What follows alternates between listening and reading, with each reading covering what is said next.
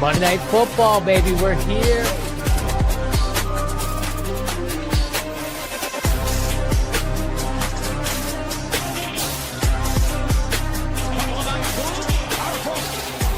Touchdown in 46 seconds. Punches back. Touchdown.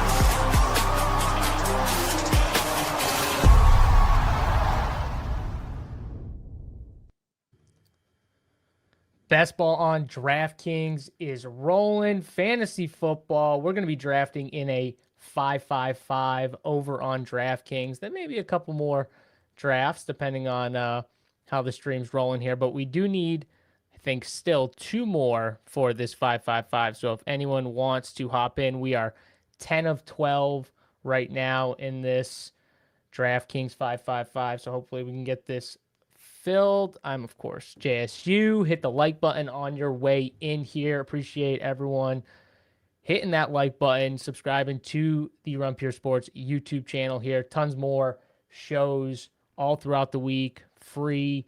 So make sure you guys subscribe to our YouTube channel here. And a lot of stuff going on right now in fantasy football, preseason, best ball, ADP rising and falling. Who are the main guys we're targeting? What's the preseason stuff going on with Jaden Blue and Malik Davis? And we got to read through all this stuff going on right now. So we got to kind of talk about all that stuff. What's going on, Bob? GM to you, GM Nick. What's going on, guys? Good to have you guys in chat. Like I said, two more left if you want to get in a high stakes 5-5-5. Two more spots here. I did at some point want to go through my exposures and talk through it.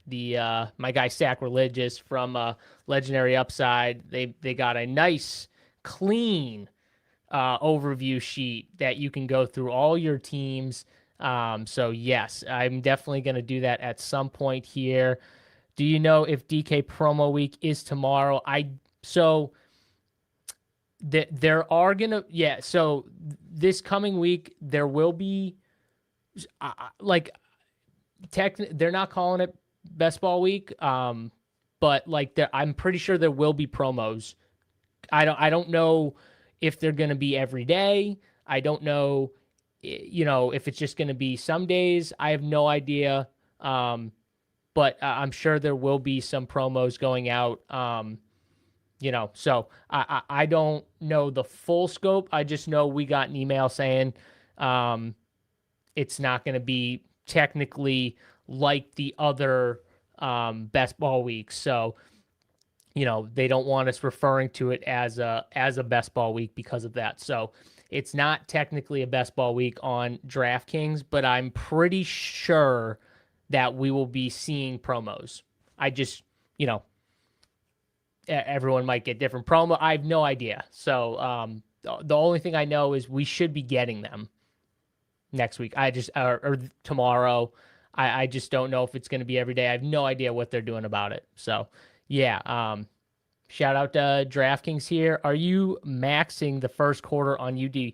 I don't know if I'll max them. I don't, just because I still got to finish. I'm not maxed on my Best Ball Mania. I'm trying to get those up. I still got maybe 40 left to do, or 30, not whatever it is. And I'm not maxed yet on my DraftKings 25, which I've been kind of slow rolling because I wanted to save some for this week specifically to draft with you guys. So I got to get those contests done. We'll see. Once I get those contests done, I might throw in a couple of the first quarter stuff over on UD. But definitely, I want to try and get my BBMs and the DraftKings flagship done before we get into that. But I probably will do some at some point, Daily Sim. I just, I definitely want to prioritize. This is like the big week. You know what I mean? We're through 2 weeks of preseason. We got one more left, and then you got that week in between, which I still don't understand. By the way, we need one more now in the 5-5-5 on DK to get this thing rolling. So one more spot if you want to get in. We're 11 of 12 right now. Hop on in on DraftKings.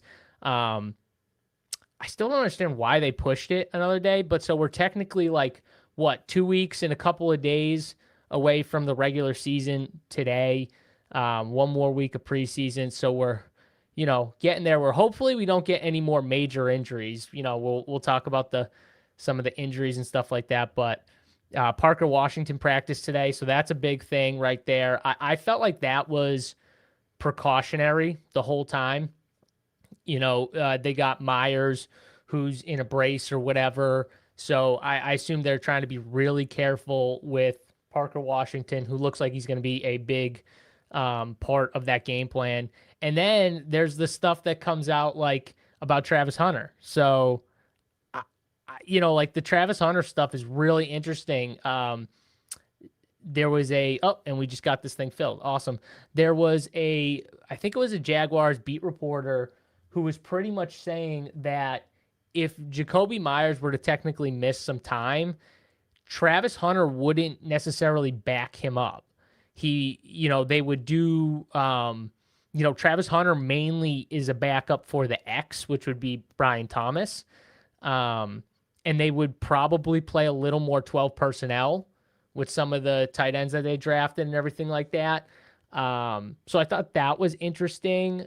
But then there was always these comments like Travis Hunter's the 3A, 3B type thing. So I don't know. I don't really know, is Travis Hunter a terrible pick in best ball? He might end up being he might end up being a defender mainly. Maybe he is a terrible pick, but I don't know, man. I struggle seeing how they could pay all that capital for him and not try to use him on both sides, but we'll see. I think it's an interesting debate, though. Lee Price says, your biggest riser based upon injury for me, it's Olave. My biggest riser based on injury, and let's look at what pick I got here. Pick 7. All right, so we got pick 7. Biggest riser based off of injury. That's a good question. That is a very good question. I think from my rankings, let me just double check here real quick, because I'm pretty sure from my rankings, it would probably either be Olave or Nico. I did move Nico Collins up a decent amount with the Jaden Higgins injury. Actually, no, DeAndre Swift. DeAndre Swift, actually, I moved up considerably, up to 40. I moved him up like 12 spots. I think he is the best, or one of my favorite move ups with injury. I just feel like he's so safe, and that type of offense, you're gonna get just really good production. So yeah, it's Swift for me, I think. Sweet Leaf in the chat won me another Millie ticket for 25 cents with the UFC lineup last night. Thanks for RoboCop. Yeah, man, my guy RoboCop getting it done. Man, we were close. I posted a couple of parlays in my bets chat, and man, we were so close. Luckily, we hedged on one of them. We needed RoboCop to finish though, and won. And I can't believe he didn't finish Anthony Hernandez. That was crazy that he couldn't get the finish here. All right, Christian McCaffrey goes. You guys know I'm just slamming the Amon-Ra button here. So the more Amon-Ra I can get, the better in my drafts here. So yeah, I'm definitely going with the Amon-Ra St. Brown at 7. Let's see. So how did this draft here? We got Gibbs. Chase went at 2 to CSU Ram. Bijan went at 3. Puka at 4. JSM 5. CMC. CMC is interesting. I've seen CMC go at 5 or and then I've seen him fall to like 10 or 11. I don't really understand it. I guess people might be having PTSD flashbacks from 2 years ago when they were kind of like, yeah, he's fine. And then all of a sudden, CMC, he's out for weeks or whatever. And that was the year where, he was obviously bad pick for fantasy. He was going like number one, I think, overall. And, maybe some people have some PTSD about that and are thinking about that time. I think of it as a nothing burger. With CMC, it's all about him staying healthy. So if CMC is healthy, he's probably I don't know. At the worst, he's the fourth best fantasy option probably, and at the best, he could be one or two. So I struggle to see anyone beating Gibbs if Gibbs stays healthy, but he's right up there. So I get the worry, but I think if you're drafting CMC, especially if he's falling in your drafts, which he didn't fall here, but if he's falling in your drafts, I would buy it. I haven't been clicking the CMC button that much this year, so I'll probably only click him if he does fall. But yeah, no, I don't like change it. I don't make it even worse just because of like, oh, he's got lingering. Of course he does. The guy gets 5 billion touches every time he's healthy. I mean, yeah, I'm sure he's gonna have some, soreness, tightness. It happens. Lions versus Bears, week 17. It looks good to me, brother. It looks really good to me. The vague CMC stuff, the Bose. I mean, these teams, they're always they don't want to give you anything, or in their minds think that they're giving you anything. It's just the craziest thing to me. Like, yeah, they are being vague. I get it. That does worry me a little bit, but again, I'm still, if I'm drafting him for the upside of potential fantasy number one or number two overall player, which he does still have.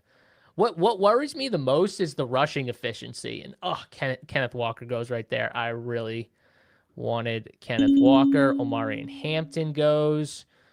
All right. So by ADP, we got AJ Brown, Derrick Henry, Brock Bowers. The kick is saying AJ Brown. I haven't been clicking a lot of AJ Brown here. I'm gonna do Brock Bowers. Screw it. I like Brock Bowers. I'm obviously high on him, 19%. I'm just gonna continue to click it. Let's see. Daily Sam says, please settle the Rome versus Luther debate. Who should be drafted first? Well, Sam, I am a big proponent of Luther Burden III.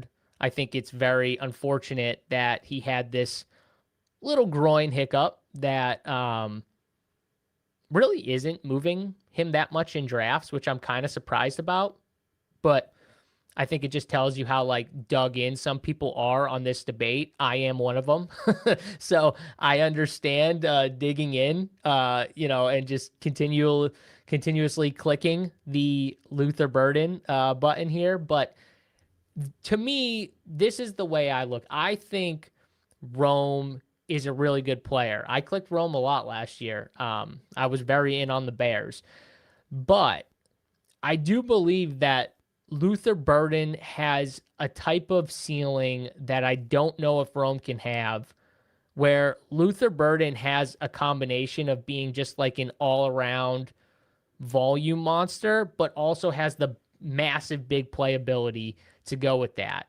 And if you get those things together, you have a amazing pick in the 4th or 5th round, and he ends up being a guy who you look at as probably a 2nd round pick, like a really good 2nd round pick. I think he's got that type of upside in him.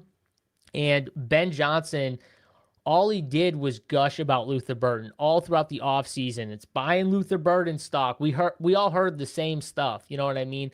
Does that mean Rome can't be good? No, I think Rome can be good. You know what I mean? They traded DJ Moore. There's room for both. It's just when you add Loveland into the mix, I think the hierarchy is going to be like Burden and Loveland are 1A, 1B, and then Rome is clearly the next guy after that, or Swift and Rome are the next guys after that. So to me, I think it's correct the way it is, Burden going ahead of Rome, but you have seen, the Rome people start to move up a little bit. Jeremiah Love goes there. Okay, back on the clock here. We get kind of a little fall on Rashid Rice. I haven't been clicking him a ton here, but I'm going to click him here. I think people are maybe getting a little too overboard on some of the camp, highlights and, he's getting locked up or he can't beat man-to-man coverage. He can never beat man-to-man coverage. That's not his game. You know what I mean? It's not. It's all the design stuff that they do for Rashid Rice. He's a zone beater. The league is way heavier zone rate than it is man nowadays. So I think Rashid Rice is still a pretty good pick. And if we're getting a fall, then I'll start to click it like I did there. Because I haven't really seen him go a ton in the mid third. He's normally going in the early parts of the third, but Rice equals Debo 2.0. He could be. He could definitely be. Rich says, your man and Najee Harris came through. Yeah, he did. He came through. He came through for sure. Felix, he did call that. He loved Najee Harris. He said he was going to sign. He was all over it, man. I'll give Felix credit. It was a good call. It's definitely a good call here. All right, so through 3 rounds, we are Amon-Ra, Brock Bowers, Rashid Rice, a 0-0-2-1. Let's see what gets back to us here. Got to get the A.J. Brown exposure up. Yeah, he's just... I wish I clicked it more in the beginning of the year. I think I messed up there. I wish I clicked it more at the beginning. I should have probably, but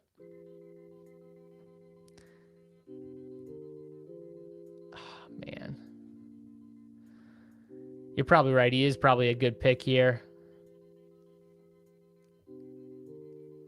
Yeah, this is what I'm saying. McNicks, like people saw Rashid Rice play like Rashid Rice and decided to fade him. That's exactly it. There's no difference. Breece Hall goes in the 4th round. I think that's a steal, honestly. My guy Cubs, what's going on, Cubs? Loves the start. You love to see it. PD Play says, is Tracy a 0 now? Well, I don't know if he's a 0, but he's definitely in trouble. I think the kick is right here. I think I need to go running back. So,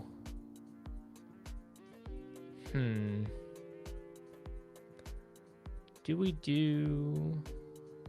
I think we do ETN here. I do like Swift, though. You know what? I'm going to do Swift. I want more Swift.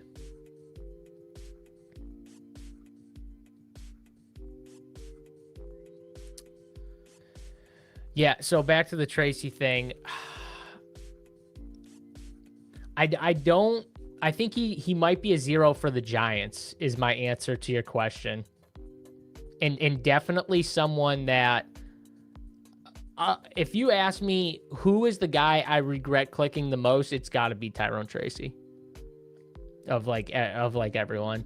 And the writing was kind of on the wall, and then he fumbles. And then he has a really, really bad fall. Like, I don't even know what he was doing. He had the ball clean, and then he got towards the line of scrimmage, and he thought as he was going to jump cut, he was going to switch hands, and it's raining, right? It's raining, so everything's slick. And he thought that was a good idea. Yeah. I don't know, man. Maybe he wants out. Honestly, maybe Tyrone Tracy wants out of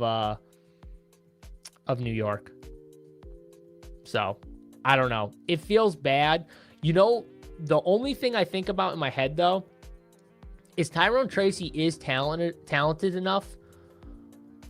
What if he goes to like a spot that needs a real 2? You know what I mean? That doesn't really have one.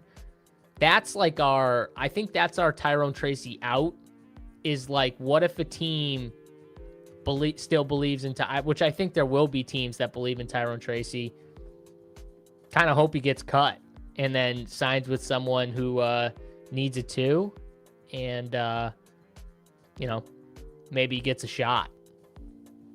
Yeah, Green Bay. Well, no, Green Bay's got Lloyd, unless like Josh Jacobs is really messed up, you know. But like Detroit's a good one. The 49ers, if I don't know if they love Keelan Black or Jordan James, but both of them have already gotten banged up in training camp. So maybe they're like, screw it. Let's let's get some coverage. You know what I mean? Let's get some coverage here. Yeah, I could see that. So, yeah, you know, I do think at this point Tracy is tough to draft. I agree, McNix. It feels like Tracy's undraftable at the moment. I think the only way he returns value now is through injury or trade. Yeah, I think it's a trade, honestly. The more I'm thinking about it, it's probably a trade, unfortunately. So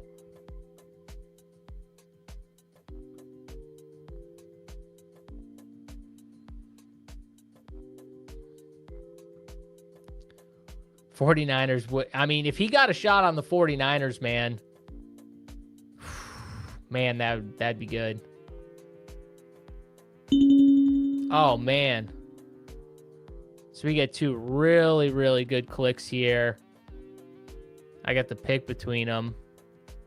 So we got Swift, Amon-Ra, Rashid Rice, Brock Bowers. I'm going to take David Montgomery here. I'm going to take the falling ADP value on David Montgomery. I think David Montgomery is such a safe click, man. This team is going to play behind an amazing defense in Houston. They're going to run the ball a ton. CJ Stroud's going to make some big plays down the field, but I think it's going to all be about the running game offensively. And then you'll see some random, CJ shots down the field. But David Montgomery, I know people are like, oh, Woody Marks looked good. He did look all right. But when it's time, like when you need in the big plays, in the big spots, you're putting David Montgomery on the field, not Woody Marks. So I don't worry about that at all. If David Montgomery is available, he's going to play a lot, and I think he's going to smash. So yeah, I really like David Montgomery here. Bucky Irving at the end of the 5th. I will say, out of everyone that I was kind of low on early in the season, Bucky Irving, I'm definitely getting way more comfortable clicking. Here's another. If you ask me, where's my biggest flip from May to now, I think it's my okay with clicking Bucky Irving. I wasn't into it that early in the season, but now I'm kind of coming on board. We saw Sean Tucker play. I think he played into the 4th quarter when he got that touchdown. Okay. I guess we don't have to worry that much. Yeah, Monty and the Texans D. I could see myself using that pairing a good amount. All right, so we are almost up here. Jonathan Brooks is just flying. Jonathan Brooks is flying. Okay. I know people hate Travion Henderson right now, but one of my takes to start the year that I'm still on is one of these Patriots running backs is going to be a winner in fantasy football. I think they're set up for success. All the stuff they did in the offseason was set up to help the running game. They get rid of, obviously, Stephon Diggs, but they go and get an absolute weapon on the outside in A.J. Brown, who's going to take some tops off the defense, like I love to say. And then they get just like a solid guy in Romeo Doubs. They still have Demario Douglas, which I think is another reason why they were comfortable with getting rid of Stephon Diggs, is Demario Douglas, when he got his chances, which weren't very often last year, because Stephon Diggs patrolled the slot a lot. But when he got his chances, man, Demario Douglas made some plays. And I think he's a pretty good slot receiver. And then they got the guys like Kyle Williams, who really, it seems like he's low on the depth chart right now, but I think he's ultra talented. They got Mac Hollins, who they like because he'll block, you know what I mean? So they got that type of guy. Your Xavier Hutchinson, your Mac Hollins, your those type of players. But overall, I think it's just going to change the way defenses play the Patriots. I think teams that play the Patriots are now going to have to respect, and I forgot about Kayshon Boutte, but I feel like maybe he gets traded. But teams are going to have to really respect this receiving core a lot more than they've had to last year. And it's gonna mean, you know, less single high, more two safeties over the top, I think, with A.J. Brown. And that means I think more easy dump offs to the running back, lighter boxes to run in for Ramondre and Travion. So I think both these guys are really good clicks. And then it's just like who gets the ultimate run out at the end, you know? But yeah, I really like those guys. Big into it. What's going on, Red? CYC. All right. So we are through 6 rounds in the 5-5-5. We've got an Amon-Ra, Brock Bowers, Rashid Rice, DeAndre Swift, David Montgomery, Travion Henderson start here.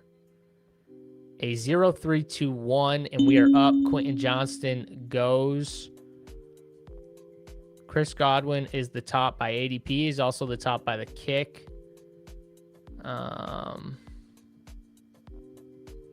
don't really click a lot of Chris Godwin, to be honest with you.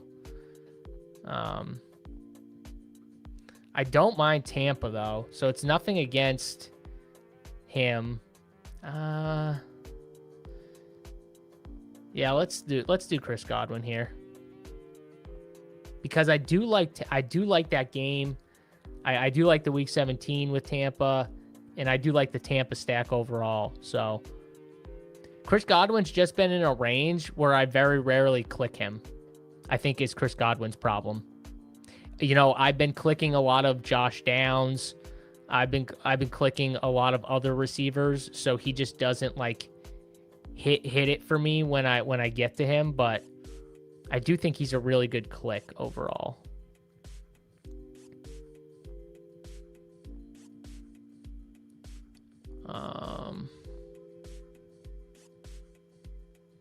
I got to keep in mind, look at the quarterbacks here, the quarterback runs here with these drafts.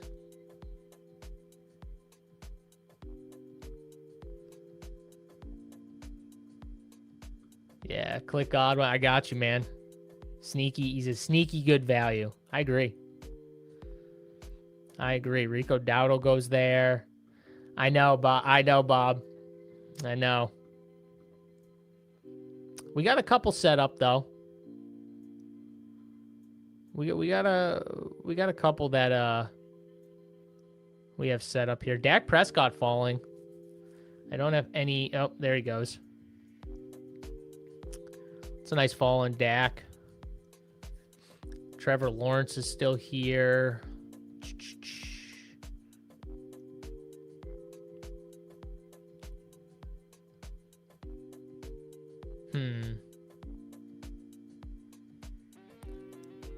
You know, a guy I can't get into is I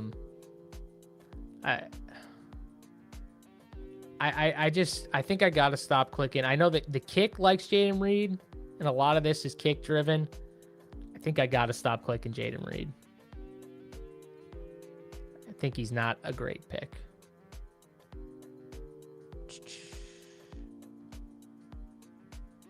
So Blake Corum's here. Man, I was kind of in one wishing that Blake Corum would go. I think this is the right move, though. I love Blake Corum. I want to click Blake Corum here, but I feel like I'm going to get behind at quarterback if I do, which sucks because I really wanted to click Blake Corum. But also, I got Swift, Montgomery, and Travion Henderson. So I think getting Pat Mahomes with Rashid Rice is the move. That was the move, I think. It killed me to do it. I'm not going to lie. I'm big into Blake Corum this year. What's up, Al Boogie? My guy. Posting all those 6 screenshots, by the way. What was it? Was it Amon-Ra and CD? Was the start you got? That's a nasty start right there. Amon-Ra and CD is friggin' awesome. All right, so let's see what we are. Just trying to look at the draft board here a little bit. So, looking at it right now, Luckbox doesn't have a QB. TJ doesn't have a QB. Everyone else has got a QB. Okay, so these guys are right after my next pick.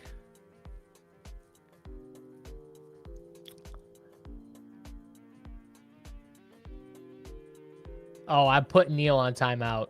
He's already in timeout. Listen, I did Neil a solid, and then I'm in this 250 over on another site, and it comes up to Neil's pick, and me and Neil are right next to each other, so I'm up next. And this guy has the audacity to click Luther Burden and steal Luther Burden away from me. And then the worst part is, then he rubs it in my face while apologizing to Davis Maddock for taking T-Ferg 30 picks ahead of ADP. Unbelievable. I thought friendship was real. I don't know. Might be dead. Might be dead. You hear that, Neil? Very hurtful what you did to me. I might not ever recover. Or maybe I will. We'll see. Okay, here we go. We've got...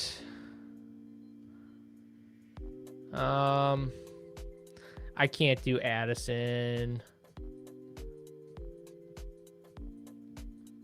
Do I just go Goff here? Do I just take Goff? I don't think he makes it back to me.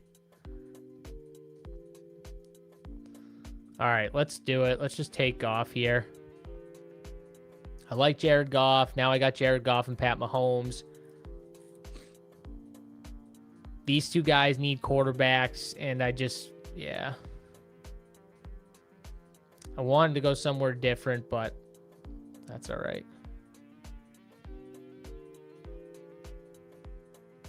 Jordan Addison, though. I don't want to do Jordan Addison. This is all this money too. That's all like falls on Jordan Addison, where I get him like 20 picks past ADP. I do not like Jordan Addison, but I'm not really high on the Vikings. So yeah, Amon-Ra CD. Since you had no quarterback, basic raw points scored Mahomes versus Corum in that situation, it's Mahomes 10 out of 10. Yeah, Red, you're right. And you saw the kick, which is also pretty high on Corum, and we were drafting Pat Mahomes 11 spots ahead of ADP. I think that tells you a lot about if I made the right decision on its own. But I agree. I agree 100%. I'm just a Corum bull, so I want in my heart, I wanted Blake Corum. Everyone has those guys. It's like Luther Burden. McNix is saying Luther Burden absolutely nuking friendships, super bullish. I kind of agree. Facts. Oh, man, unbelievable. One guy that I'm totally on board with, and I think he might be one of the best values on the board, is Matthew Golden. Which I've been clicking Matthew Golden a decent amount, but Matthew Golden still going in the hundreds is, I think it's criminal. And I think there's a lot of bias towards what he did for people last year. Oh, Chuba Hubbard goes right there. I thought Chuba would have been a pretty good value at that point. Xavier Worthy's at the top of the kick. I don't really love this range.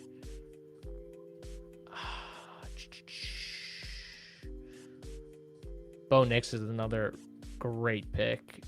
Bo Nix is another. I wish Bo Nix is someone I wish I clicked more. He's a great pick. I don't need him on this team, but he is a really, really good pick.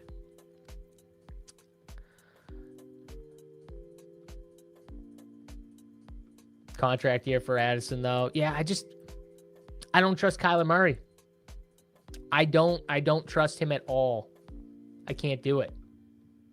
Murray Lime, you could say the same thing about Worthy. What do you mean? Like about Worthy and Golden? Or are you talking about the contract year? Is he in a contract year? I'm not sure.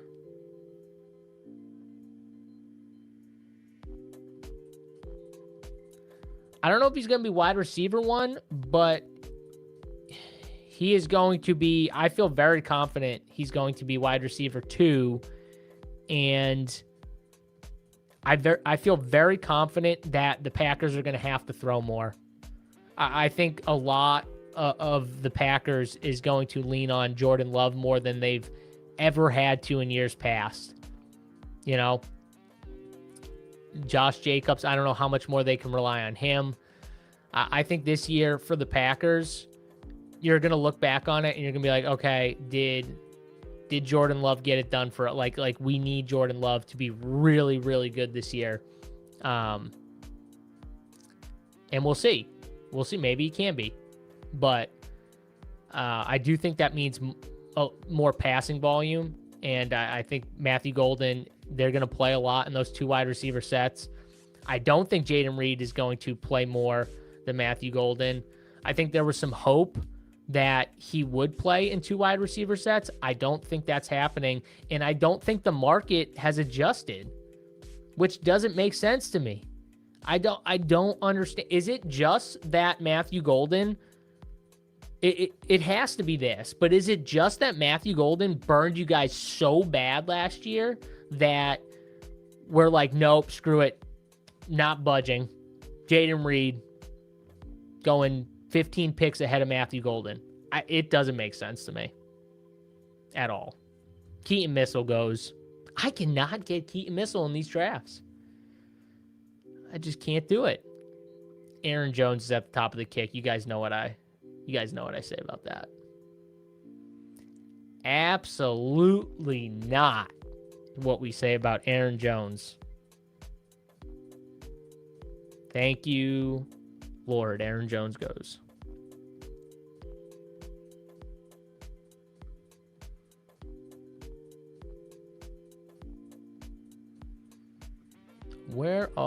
Okay, so these guys all have 1 QB. These QBs aren't lasting.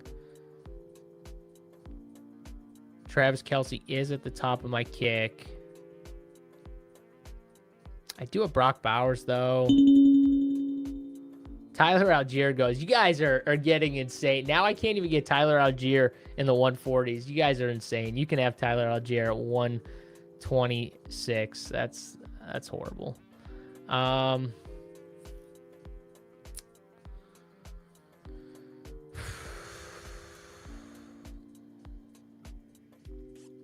I want a third QB with Pat Mahomes. Give me Baker. I got Chris Godwin. So now we've got Amon-Ra set up with Goff, Rashid Rice, and Worthy set up with Pat Mahomes. And then we've got Chris Godwin set up with Baker Mayfield. I like that. Solid setup. We got Brock Bowers, stud tight end. And we've got 3 running backs here. So we've got a 3-3-4-1. I like having 3 quarterbacks. And I think after Malik Willis, Daniel Jones, those are really the guys that I'm like where it kind of ends for me feeling comfortable. I missed this here. Tier Ducks Juice University says, any advice for when I should draft my second $25 draft? Should I do it right after the first draft, or would you wait a week or two? I maxed out the play action. Best ball DK, obviously. Thanks, man. Yeah, I would say the best time to do it. Well, you know what? I think the best time to draft might be this week, Tier Ducks, and I'll tell you why. I think this week, and don't quote me on this because I can't tell you when it's going to happen, but I think this week we will get some promos from DraftKings. We will get some promos. So I don't know if they'll all be the same. I have no idea, but so I'll say this week is the best time. Check your DraftKings promo page starting tomorrow through this week, and yeah, see if you can get some tickets out of it. You know, that's what I would say my advice would be. Also, shout out to the Dolphins receivers. I actually kind of like their young receivers. I like Caleb Douglas. I've been talking about him on here for weeks. I like Christopher Bell. I just can't believe he's already like kind of back in action. Man, the Shuck Fall's interesting here. I have Demont, so I don't love the...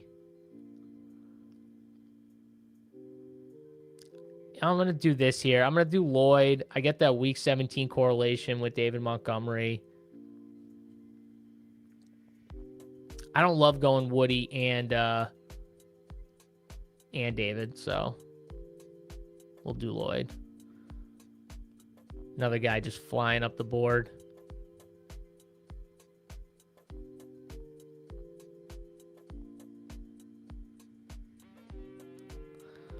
How many 555s have I done? I think this is 13. Hold on, let me check. Just want to make sure I am. There we go. I want to say this is number 13, but lineups, regular. I will say this leg up exposure sheet that they made is nice. It is nice. 1, 2, 3, 4, 5, 6, 7, 8, 9, 10. Yeah, so this looks like it's 12, I think. So 12. I'm pretty sure.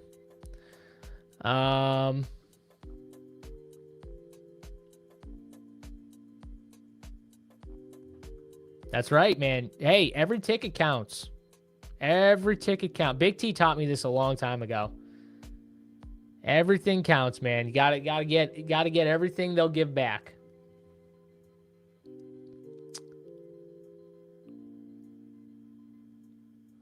Let's see. Bob says Packers going to score 2+ TDs on week 15 at home against the Dolphins. Yeah. I mean, listen, Packers aren't going to win week 17 against Houston probably, but the Packers might be the reason why you get to week 17 or week 16.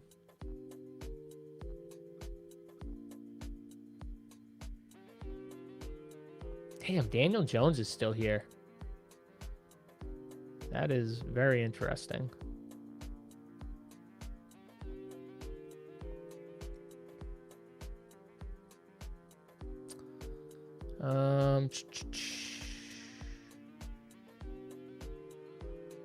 Let's see who. Cyrus Allen. Damn.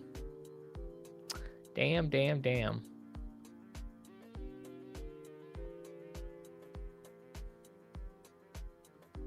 Yeah, you know what? I'm going to go Keenan here. Need a guy like... We need some consistency on this team here. Take a little Keenan Allen.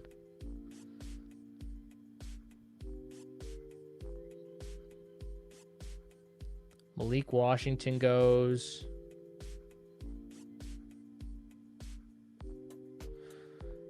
Let's see. I'm getting behind on the board here. Boofy guy, how did UFC bets go? You were on Madero's, Rodriguez. Yeah. Bets went good. I posted 3 parlays. I was saying this in the beginning of the show. I posted 3 parlays in the my bets channel, and 2 of the 3 came down to the final leg, and we hedged out because one of them was the under 3.5, and then one of them was Rodriguez by KO. So I posted in the Discord that we're gonna hedge out on the over in the Rodriguez fight. You know, that because like in my head I was like, if it goes under, Rodriguez is probably winning by KO. So, you know, I felt like it was like an obvious hedge spot. I don't always hedge in those situations, but I did. So still made some nice profit on it, but it would have been way better if Rodriguez could have finished him in that second or third round, which I still don't understand how he didn't. Hernandez is tough, man. But I told you he wasn't going to bull Gregory. Everyone thought he was going to bully him.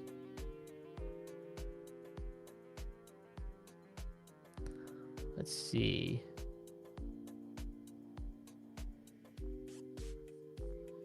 Bob says Kevin Coleman Jr. is my favorite 20th round pick. He is next to Tank Dell. I like it. I like Kevin Coleman Jr. Interesting here. Jonah Coleman falling.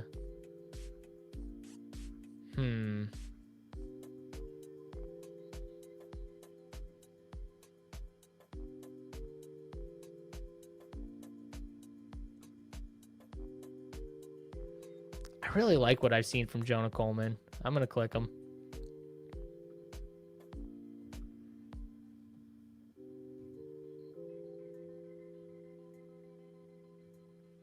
So we've got a 3-5-5-1 here through 14 picks. Brock Bowers, my lone tight end. I've got 3 stacks going. Not a bad team.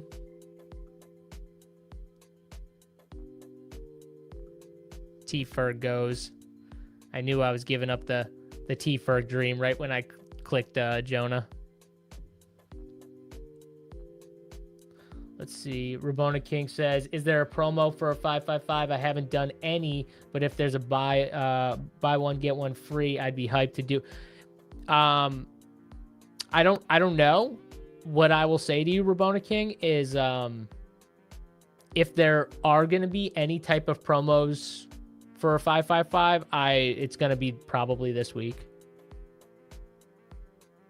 And maybe if it's not like filling the way they want next week too for the 555, but I would expect there to be promos this week. I don't know if you'll get one for the 555 or you know, I don't know who will get what, but I would expect promos this week. So hopefully we do. I would love a buy one, get one.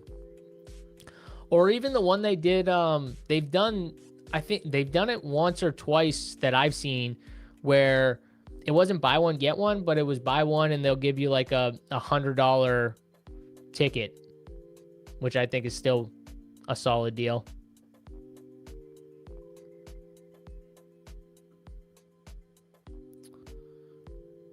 I just got JSN Lamb start. Damn. Oh, that's the UD first quarter.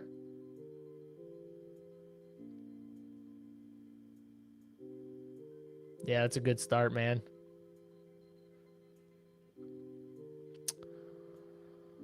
Lucky Lucas says, I know you're a DK guy, but the FD all losing entries back in the $5 150 max is unbeatable. Yeah. That's a good one. Big T, every year Big T talks that up on the Wood Show. Every single year.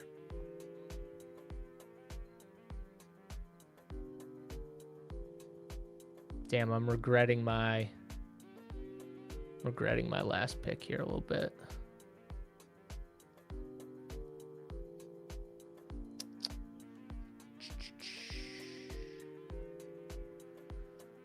Who do I want to go with? I'm just going to take Caleb Douglas.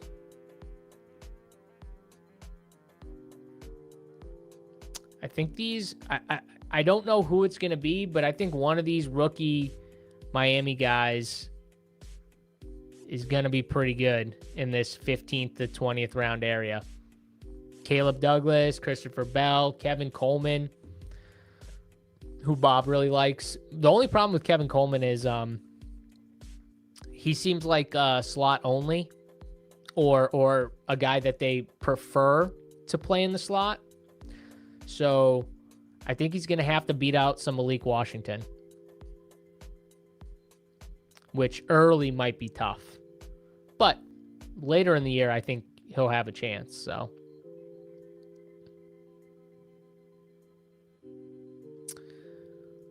does FanDuel still? No. Pretty sure they bought draft and then just never did anything with it. But I don't know. I don't know what they're doing. Talk about Brees and Love. Are they ready to play week one? I feel like Brees, if you ask me which one I feel more comfortable with, I think I feel more comfortable with Brees. Jeremiah Love, I definitely think they're going to take, it's the Cardinals. I think they're going to be very cautious with Jeremiah Love. So, and man, the Tyler Algier steam is heavy. You just saw him go at 127 in the 5.55. So I think there's some people out here who agree that there's some worry with, maybe Jeremiah Love playing in week one.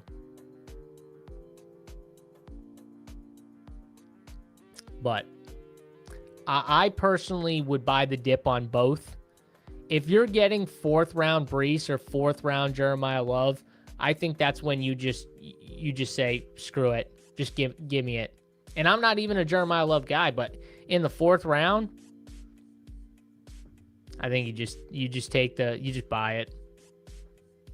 Buy it at that point. Mike Washington. I can't believe Mike Washington fell to 186 here. I'm surprised. I feel like he was one guy who people were kind of steaming up a little bit.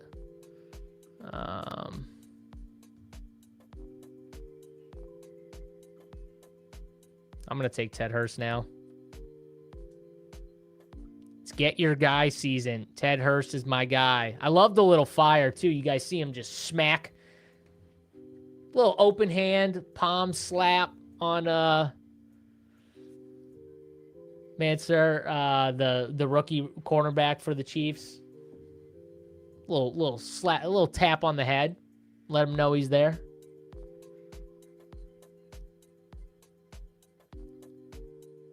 Now, if he punched him with the closed fist in the helmet, I would have pulled him off my draft boards because that's just the dumbest shit ever. But he didn't. He just gave him a little open hand slap.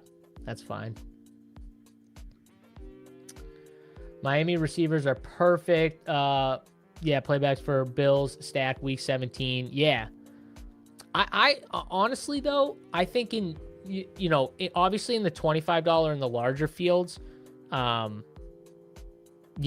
the bring back stacks for Bill stacks, it's perfect for. But in these 5.55s even, I still think even if you don't have those type of stacks, there's merit to just saying like, hey, give me two of my favorite Miami guys at the end of drafts, and probably one of them's a dead piece. Maybe not, but probably one of them is. But one of them might just smash. And if that's the case, like, you're getting a massive value. That was my whole take with Surratt and Lane in the beginning of the year. And it's the reason why I had both Surratt and Lane. I didn't have a strong take on which guy was going to be better. But I said one of these guys is going to get the opportunity on this team. And that makes a lot of sense to me. And that's something to buy into with the fact that they got rid of two of their tight ends. And it looks like they're going to more heavy wide receiver sets. And I think it's kind of a similar thing in Miami. Not the same thing, but it's a little similar in a way where it's like you can just buy these spots where, and hold on, we're going to be back up here in a second. So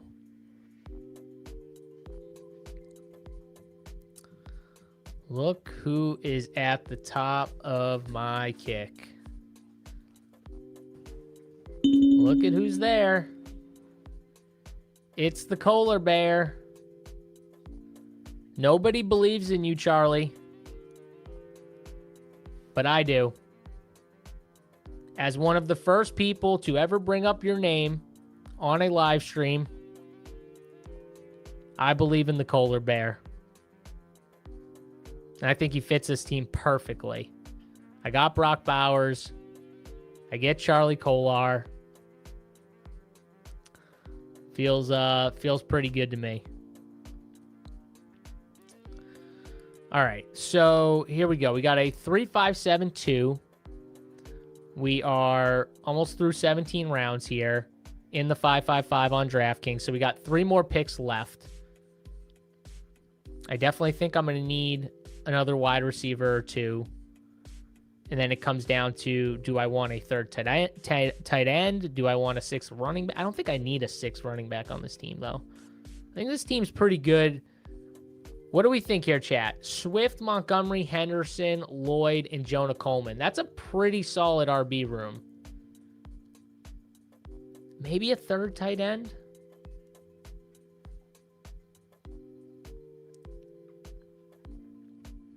I feel pretty good about that room. Zachariah Branch goes there.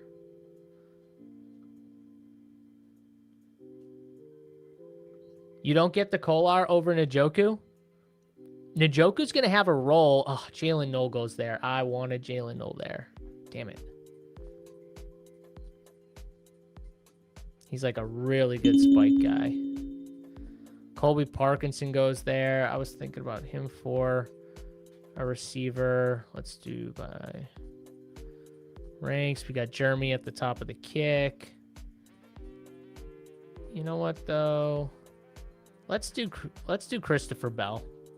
Let's take some swings here with these last picks. Let's. I don't have a lot of Christopher Bell because I was worried it was going to take him forever to play. I thought they were going to be very cautious with him. I think they are, but for some reason, like, this dude's just, I saw a clip of him running, and I'm like, holy crap, he looks good. Like, what? Damn, this guy might come in way earlier than we thought. So I'm gonna take a shot here. Misdrafting in May and June, getting the ADP risers like Lane, T. Ferg in the last 2 to 3 rounds. Glad I loaded my bags. Yeah, what I would say is, like, this isn't the time. This time of the year is just like, go get the guys you really love, and then you're going to have to take some swings with some new guys at the end because you're not getting the T. Ferg in the 19th round anymore. Those days are dead. They were killed. You're not getting, who was the other guy you said? Jacoby Lane. I mean, like, Jacoby Lane, like, every single draft, Jacoby Lane was there in the 20th round in May and June, and even probably some of July. So those teams they're made. They're done. So don't worry about that. Find the next guy that you think could be the Lane. You know? Is it Christopher Bell? Is Christopher Bell that guy? Nobody thought he was going to play early. You know, maybe he comes in, he plays early. And he's the best, maybe he's the most talented guy. I thought he was the most talented receiver that they drafted. And I think they got a gift because he was coming off that injury, because they just needed talent in that room. And he was clearly one of the most talented guys. So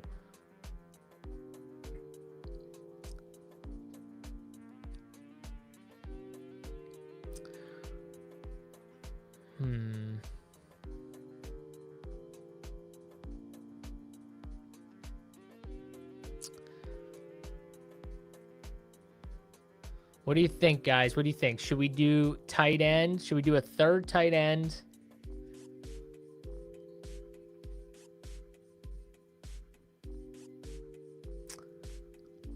I think we need to do a third tight end. I'm not into Gesicki.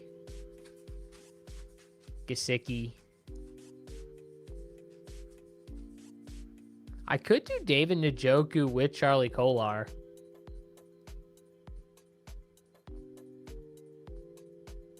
I only have 3% David Njoku. I could take them both.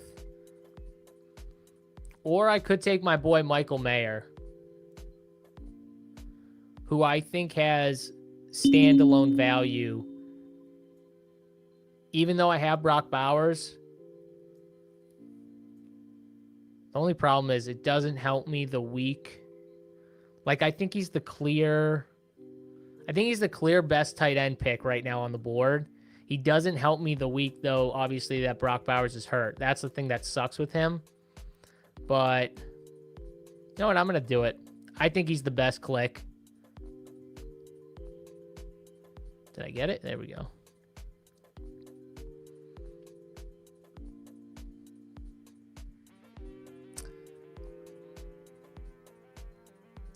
And then we got a bunch of guys. Are you doing a 25 after this? Yeah. Yeah, we'll roll one. Lee, we'll get in a 25.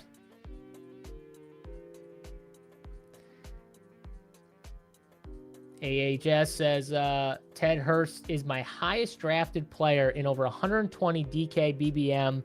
Him and Malachi Fields, they are equally good positions as Lane and Cyrus skyrocketed. I agree. The only difference between Lane and Cyrus and Malachi and Ted Hurst is people love Lamar and Pat Mahomes way more than they do Jackson Dart and Baker Mayfield. That's the difference. Ted Hurst is technically the 4 on this team. Cyrus Allen is technically in the 4 on this team. He is technically wide receiver 4. Now, it might not play out that way, but what's the main difference? One guy has Pat Mahomes, and one guy has Baker Mayfield. And people see that as a difference, right? One guy has Andy Reid, one guy does not. Those are the things, you know what I mean? The Malachi Field, same thing, like Jackson Dart. Don't even get me started on Nagy. Yeah. That's what makes the difference, but at the same time, I agree with what you're saying. And look at some of the new 20th round picks. You got Malik Benson, who I drafted my first share of with Sack this past Wednesday on our show. I've clicked a little Bryce Lance, but Bryce Lance is another guy, I think, with the Jordan Tyson injury, the Mario Douglas. Another guy you can click late. Look at that. Look at that. Brennan Thompson. Believe in something, people. You got to believe in something. We believe in Brennan Thompson on this show. I hope he's fine. Hope he just needs a little rest. All right.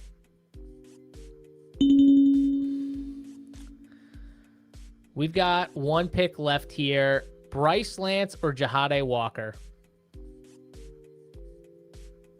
This is what I'm talking about here. This is the type of stuff. Imagine if Jahade Walker, we talk about Luther Burden, we talk about Roma Dunze, Colston Loveland, DeAndre Swift. Imagine if Jahade Walker ends up being like the wide receiver 3, or if one of those guys goes down and he's the wide receiver 2, because I think that is the case.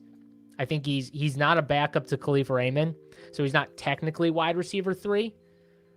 But I think Khalif Raymond and Xavion are going to have that role.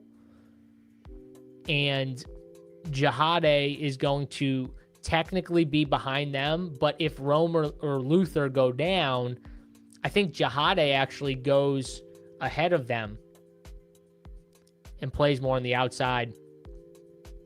And is like kind of the backup role. Also, Caleb loves him. Like, I think he's a very interesting 20th round pick that no one's really clicking right now.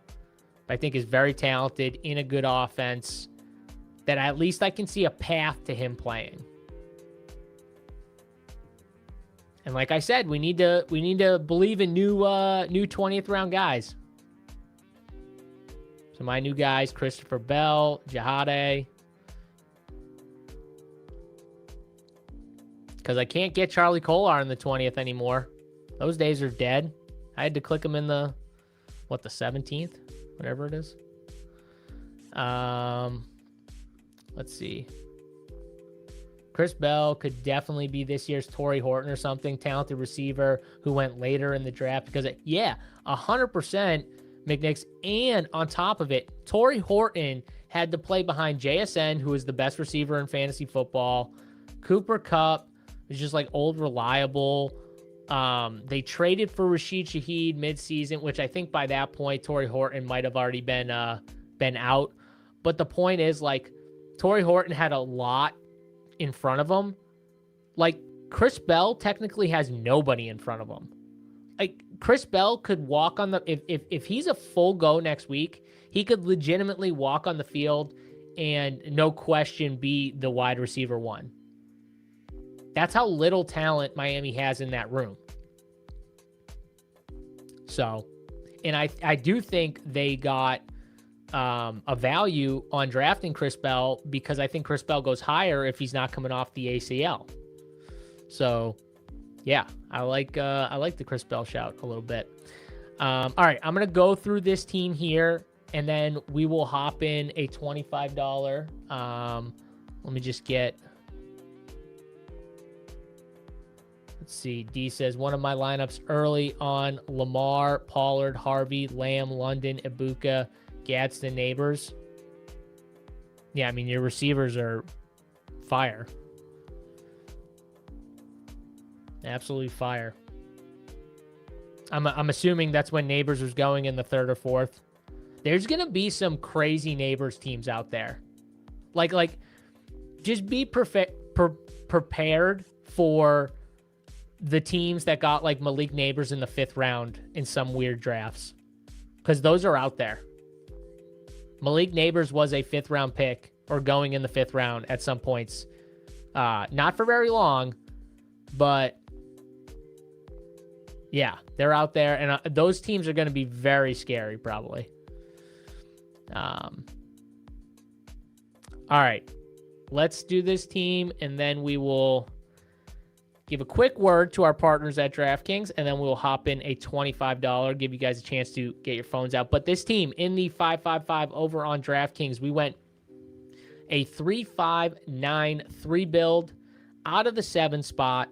Amon-Ra St. Brown, Brock Bowers, Rashid Rice, DeAndre Swift, David Montgomery, Travion Henderson, Chris Godwin, Patrick Mahomes, Jared Goff, Xavier Worthy, Baker Mayfield, Marshawn Lloyd, Keenan Allen, Jonah Coleman, Caleb Douglas, Ted Hurst, Charlie Kolar, Chris Bell, Michael Mayer, and believe in something, Jahade Walker. Love it. Love it.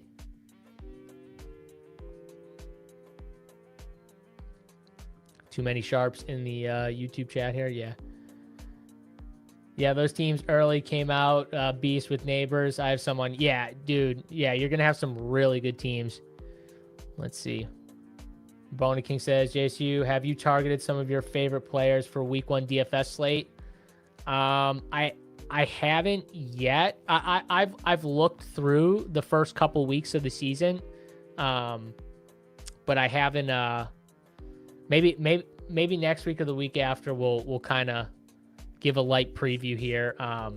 But yeah, no, I haven't fully looked through it yet. So, all right, guys, got to give a quick word from our partners at DraftKings. So give us 1 minute here, and then make sure you have your phones pulled out, because right after this quick read, we are going to get in a DK $25 flagship contest over on DraftKings. So quick read here on DraftKings. What's going on, everyone? Football season is right around the corner, and DraftKings is bringing you their biggest best ball contest ever. We're talking a massive $20 million in total prizes, making this the largest best ball tournament in DraftKings history. And this year, not just one, but 3 players will walk away as millionaires. And right now, our partners at DraftKings are giving all customers a can't miss offer. Draft one, get one. Enter a lineup in the 20 million best ball contest for just $25, and you'll receive a bonus best ball ticket to play again free for a share of 20 million, giving you a second shot to be crowned a millionaire. It's simple. Just draft your dream team once. No weekly management required, and let your top scorers automatically start each week, all season long. Every breakout star, every clutch play, every touchdown counts towards your shot at a share of $20 million. Download the DraftKings daily fantasy app and enter a lineup into the 20 million best ball contest for just $25 to get a bonus ticket to play free, another shot to win big. That's 2 shots without ever setting your lineup again in DraftKings. Biggest best ball contest ever. Draft one, get one. Only on DraftKings. The crown is yours in partnership with DraftKings. Gambling problem? Call 1-800-GAMBLER. New York, call 8878-HOPE-NY or text HOPE-NY. Connecticut, call 888-789-77 or visit ccpg.org. 18 plus in most states. Restrictions apply. 1 per customer. Enter the best ball 20 million headliner contest to get 1 bonus entry. $25 entry fee required. Reward expires at contest lock on 9/9/26. See terms at DraftKings.com/promotions. Sponsored by DraftKings. Bang. You like that, huh? Appreciate DraftKings for the sponsor on the show. We love DraftKings. We are going to get into a $25 DK flagship Millie. So what's going on, Walt? Good to have you here, my friend. Yeah, you like that, huh? I thought of that all on my own. That read was totally off the cuff. No, it wasn't. That wasn't. But sorry, guys. Those are the breaks sometimes when you do these shows. You got to get the reads out real quick. But we appreciate DraftKings here on the show. Let's get into a $25. So I'll do the old countdown if you guys got the phones out. I don't know if I'd go as far to say pro, but I did the best I could. I did the best I could. All right. So here we go. If you guys want to get in, I'm jumping in here in 3, 2, 1, $25 over on DraftKings. $3 million to first. We're clicking in. And we're 5 of 12. So 5 of 12. Hopefully you were fast. If you were fast, you should be good to go. All right, let's pull the old contest page up here. Oh yeah, baby, we get pick 1.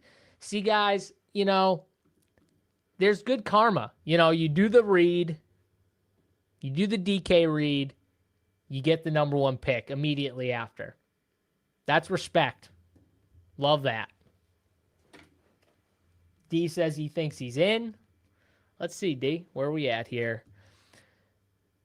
So let me know which pick you guys are. If you are watching this show right now and you are in this draft with me, I see my guy Red CYC in spot 2.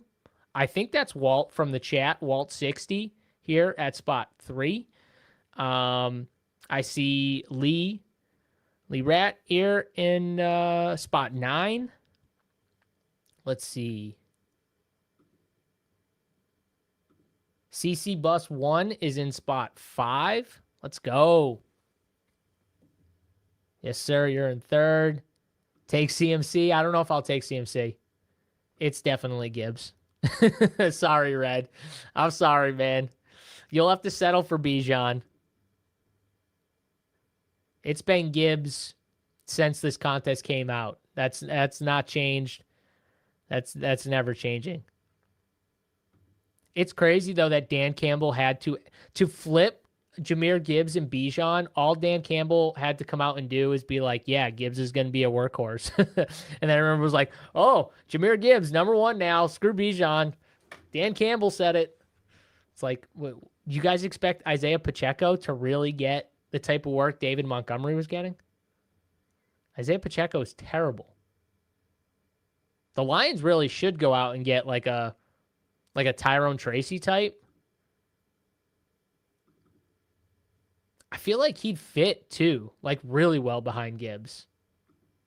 And we'd have an elite contingency bet with him. I like that actually. That's a good. If we want a good spot for Tyrone Tracy, the Lions would definitely be good. The Lions, San Francisco, I already talked about. And then you would get into the spots where, like, maybe they aren't great, but they're better. Like, maybe the Dolphins want to upgrade their running back spot. You know? Bucks Baller says, trade for James Conner. Yeah. Yeah. It could. James Conner could be like that backup vet like they had with David Montgomery. I could see that.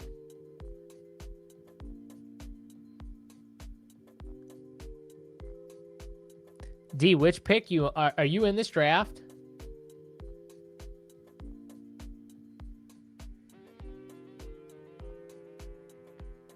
Oh, Sweet Leaf, I missed this one. Payouts for DK MLB Best Ball on Monday, too. You advancing in any? I am. I'm advancing in 1 right now, and I'm in 2nd place in 4. And I am, unfortunately, in 2 of those 2nd places, I'm up against 2 guys that have like 900 points. So I don't think I will be, I don't think I'll be moving on in 2 of them. But in the other 2, I have real shots. I do need big games from a few specific guys, but just because they're in positions where I could potentially move, you know. So, because in a lot of these, like, you'll look at teams and you'll be like, oh, we've got this guy that's similar, this guy that's... So you will have, like, a specific few guys that can really move you up the board if they have big games.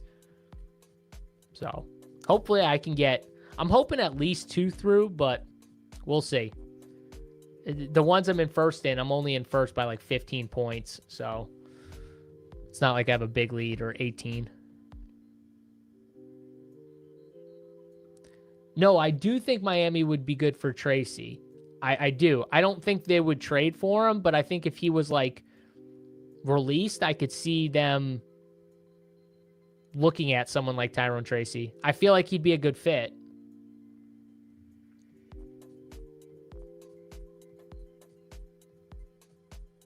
Even though Hafley doesn't mess with those mistakes either. So if he makes those same mistakes in New York or in Miami that he made in New York, he might be 4th on the depth chart again.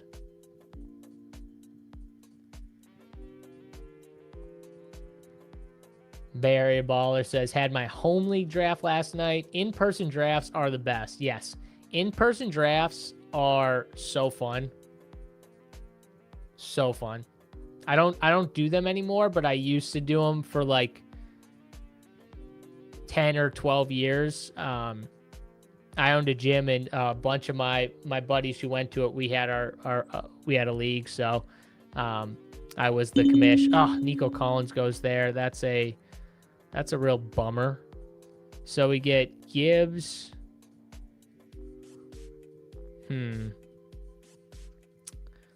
So this is saying Neighbors and Pickens here. Let's do it. I obviously, you can tell by my ownership, I don't do this very often. I'm trying to see if there's anything. Yeah, no, I'm just gonna do this. I'll take it. Why not? I feel like the turn is just, I don't know, that 2-3 turn when you have the one spot, just feel like you're doing the same thing as everyone else. It does get a little redundant.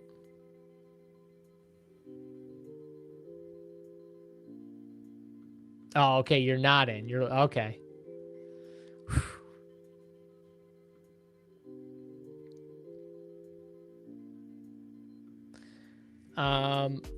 Reverb says, I mean, theoretically, Pacheco is just a worse version of Monty. Monty's not bad. I think Monty still has a little more juice than people are giving him credit for. Pacheco has like legit nothing. But maybe. Maybe. I don't see it though.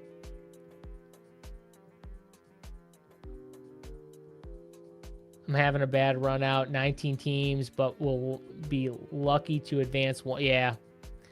You know, one thing about best ball that is frustrating is you could just have the banger team, but like a lot of my teams that are in second and first, I have James Woods on those teams, who's on the IL. You know, it's like, that kind of sucks. It is what it is. You know what I mean? Like, I got, you know, pitchers that are on the IL. You know, it just, the run out is tough in best ball. You got to have a good run out. You can't be in like the brutal pods. You know, like I said, I got a guy in one of them that is 908. 908 with today left. That's a crap ton in MLB. Like, high scores in like most pods are like 840. These are like high 840, 850. 908 is a lot.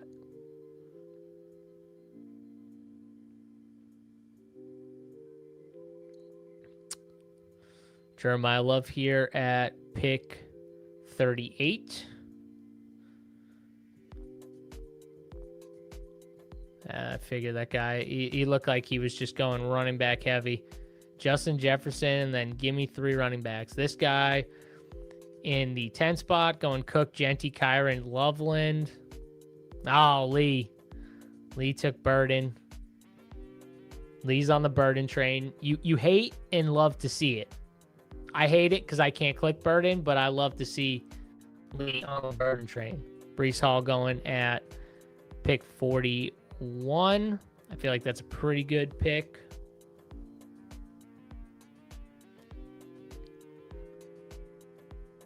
Sniped. I know. Hey, you got to do what you got to do, man.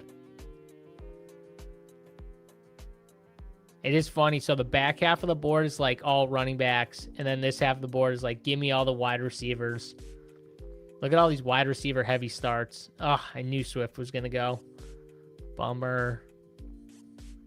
Josh Jacob goes right there. Walt 60's up here. He started out Chase, Olave, Rice. That's a good start. Then gets Cam Scattaboo. Now Red CYC is up. Bijan, Nico Collins, Josh Allen. We'll see what he does. Parker Washington goes right there. Man, you guys want to talk about a slam? Like, how is Tedero McMillan not a slam at the 4-5 turn? Like, I get it. Brutal week 17 spot for Tet. But, do I want to do... I'm gonna do it again. Just give me more David. I don't care. Screw it. I was thinking about JMO right there, but then I was like, nah, just give me the other running back. I'll take the deal. But back to Tet. I mean, like, this dude is a monster. Downside for Tet, he plays with Bryce Young. Totally understand that. Also downside, the week 17 matchup is almost as brutal as you can get with Seattle. It's like Seattle, Houston.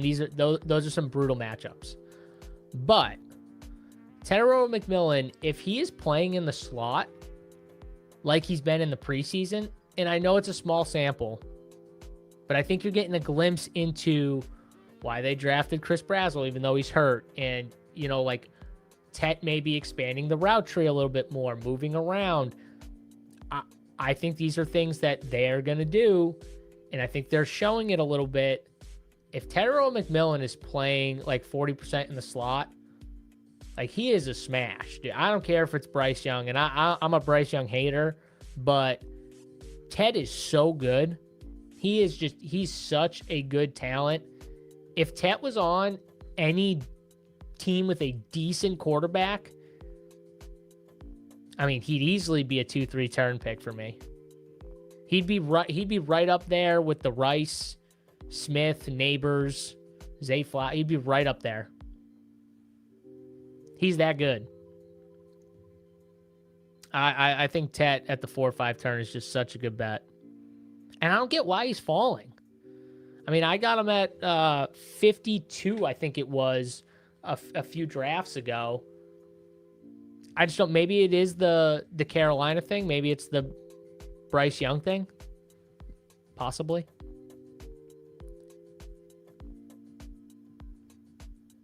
There's a lot of pros and cons. 100%. Ton of pros and cons. And you got to weigh them. At the end of the day, you got to weigh them. You know, I get it. I get why people are a little afraid of the click. But think about where we're drafting him. You know what I mean? We're not taking him in the 3rd round. You know? We're taking him at the end of the 4th or the 5th round. Guys, like, around where JMO goes. And I like JMO. But you want to talk about inconsistency? That guy goes through stretches where he's inconsistent. You know what I mean? Like Terry McLaurin. I'm not really into Terry McLaurin. You know, Parker Washington just steamed all the way up there. And I kind of get it because he's got a good coach and a good system. Like I said, if Tet was in that system, all bets off. Smash. If Tet was in Jacksonville, just an absolute smash.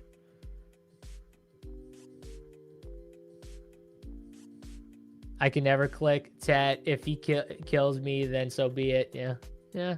See, I get it. Some people are just out on it. Love it. 4.2 is a dope value. I think it is too.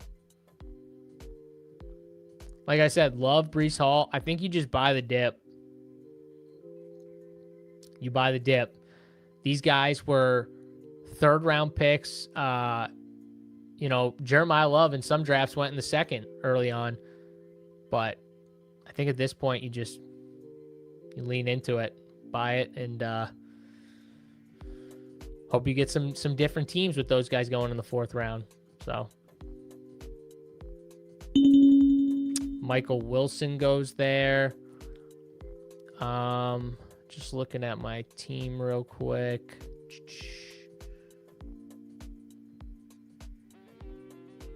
Well, I'm going to click Tyler Warren for sure.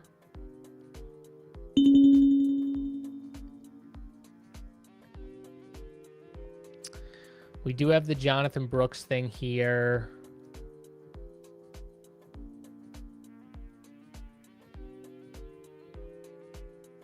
Yeah. All right. Let's do Jonathan Brooks. Lamar falling to the 6. Did he fall to the 6 in this draft? Oh my God. Criminal. Music for this is criminal. You're right. So this guy went ASB, Hampton, Ladd, Ibuka in the 4th, Devontae Adams, and then I'm sure, like, I'm assuming his plan, wasn't Lamar Jackson, but at that point, you just take the best player on the board. I mean, that's an easy click. Lamar in the 6th every time.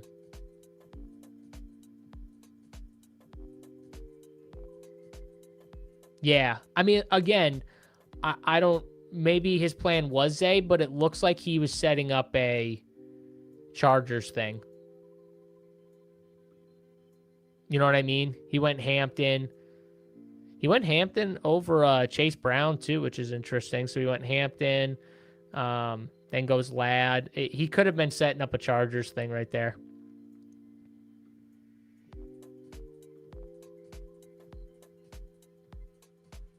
Yeah, that's just, Burrow and Caleb going before Lamar. You don't see that very often. But Lee probably in his head was like, I have Burden. I just got sniped on Burrow. I'm just trying to I'm trying to like think through the way these guys are probably thinking.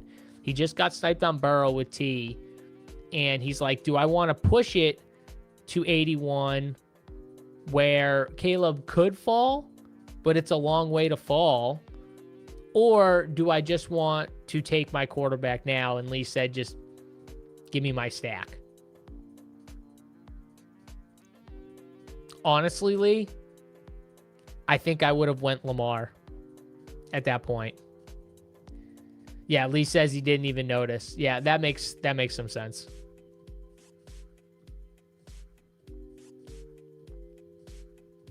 I know the Zay drafter almost got him. Some crazy stuff happening on DraftKings. Man, some crazy stuff.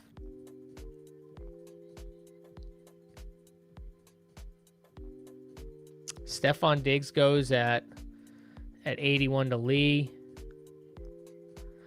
Something about Washington is just, it's really uncomfortable to me. Is anyone else getting this feeling? Like I was drafting Diggs when he was going in the 130s, 140s, but I don't know. Something about Washington has me kind of spooked. Like, I wasn't really into Terry this year. I felt like they were going to add a receiver. Man, I have some. I think Rachaad White is the guy I have the most of, but it's just like he fell in certain drafts, so I'll click him when he falls, but I don't love it. He's also in one of those like dead ranges where it's like the running backs just suck, and sometimes you get into a draft and you feel behind at running back, and so on DraftKings, like Rachaad White, you feel a little better about clicking them, but I don't love it. I don't love it at all. I'm out. The only guy that I'm okay with is, I think you could buy the dip on Chig. I think Chig's role in Washington is going to be very good. And Jaden loves he loves his tight ends. He loved washed up Zach Ertz. Like, Chig is so much more talented. I think Chig is a good path to being a very good click, for sure.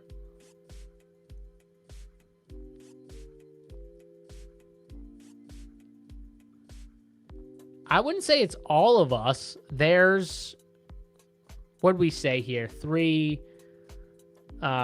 Team Tuca in the 5 spot, 4 Lee in the 9 spot, 5. Am I missing anyone? Am I missing anyone in this draft? It's like half of us. There might be a silent one in here, so it's like half the draft. Oh, Blake Corum.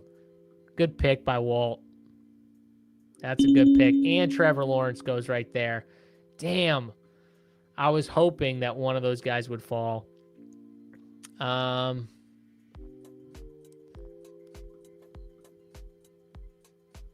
So the kick is saying we don't really have any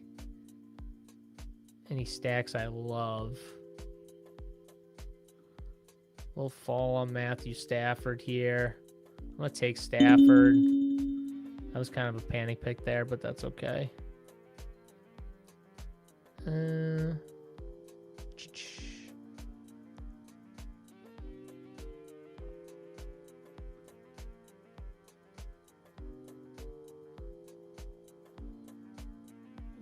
a second. All right, we're going to just panic pick here because I don't love... Someone took Golden? Who the hell took Golden in this draft?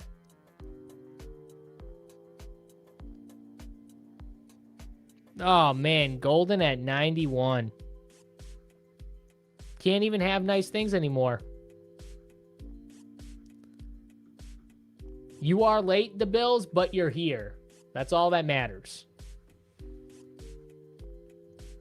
You are late, but you're here. All right, so not what I would have loved here. We've got, well, I like how this draft started. Gibbs, Pickens, Neighbors, Tet, David Montgomery, Tyler Warren, all the way back at the 6-7 turn with Jonathan Brooks. And then I was kind of stuck in no man's land here. I went Matthew Stafford and Patrick Mahomes as my quarterbacks right now unstacked, which is not ideal, but we still have time. Honestly, I was very caught off guard that Matthew Golden went at 91. There's some ball knowers in this draft. Don't love it.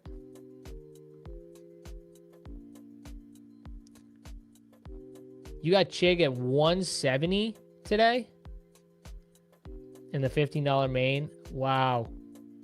That's such a good pick.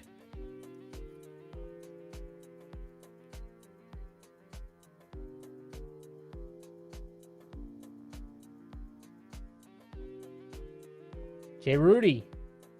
17th round Kolar is wild. Draft season is Jova. It's dead, bro. It's going get your guy season. The draft season's been dead for like 3 weeks now. It's go and get your guy season.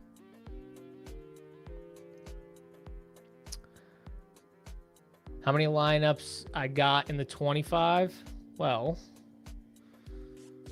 let's find out.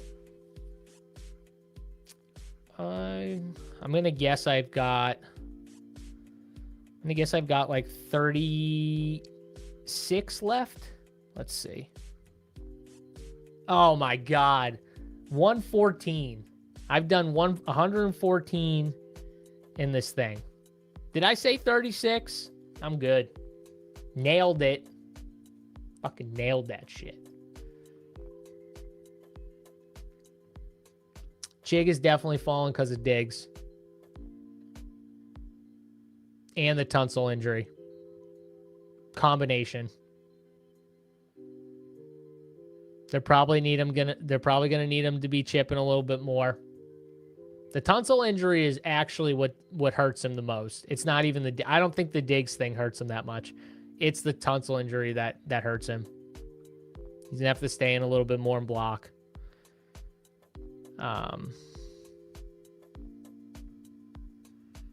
So we got a 2-3-3-1.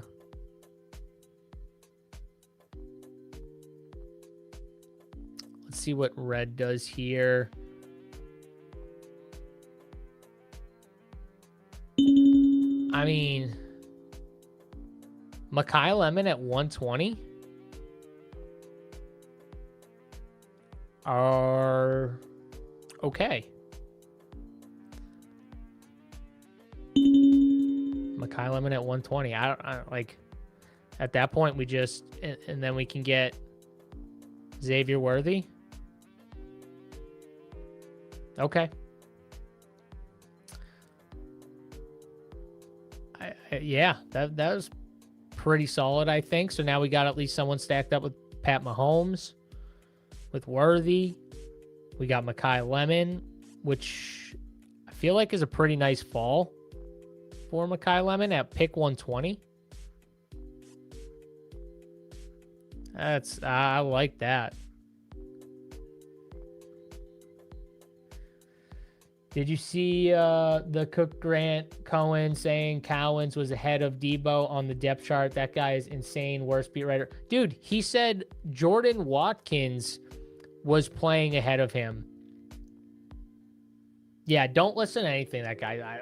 First of all, these guys, they're not giving us... I truly believe that most of these guys aren't actually giving us, like, real, like, tangible, great information. Like, most of this stuff, like, the formations and stuff, like, they're not supposed to talk about any of that stuff. A lot of these guys are just, like, talking out of their ass or guessing. A lot of opinions, right? Like, yeah. I think Jordan Watkins is a good receiver, but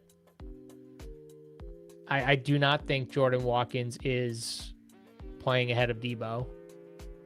Yeah, that guy's insane. Definitely don't listen to a thing he says.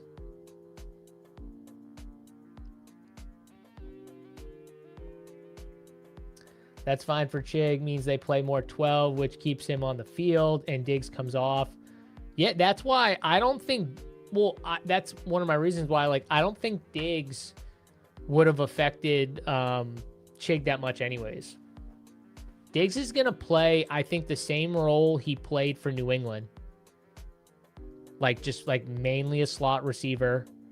I think Treylon and Terry McLaurin are going to play on the outsides. And, yeah, I think you'll see some 12 for sure. So, yeah, no, I think Chig's set up pretty good. And look, in this draft, people said, I'm not giving you falling Chig. Look at that, 126. This guy's listening. He's not letting us know, but he's listening. He's a quiet, a lurker in chat. He's just hanging out, which is fine. I appreciate everyone hanging out. Golden or Stribling? I have more Stribling because he was like almost free for a lot of the year, but I think the answer is Golden.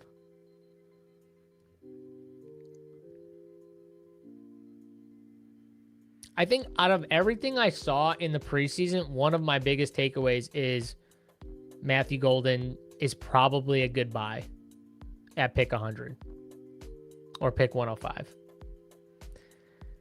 And a lot of times it's just like buying some of these dips on players that people are just writing off.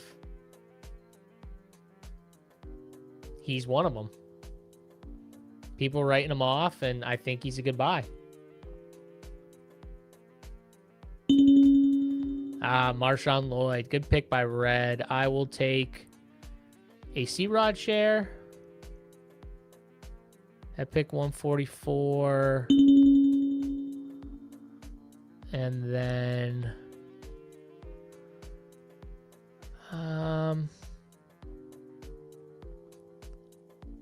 Rashid Shaheed feels like a pretty good pick with the Torrey Horton stuff. Yeah, Rashid Shaheed at pick 145. Let's do that.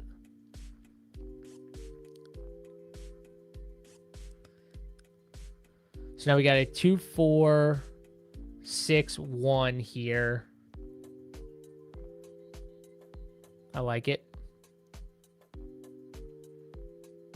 The lane steam is real. People, like I said, drafting season over. Go get your guy season is upon us.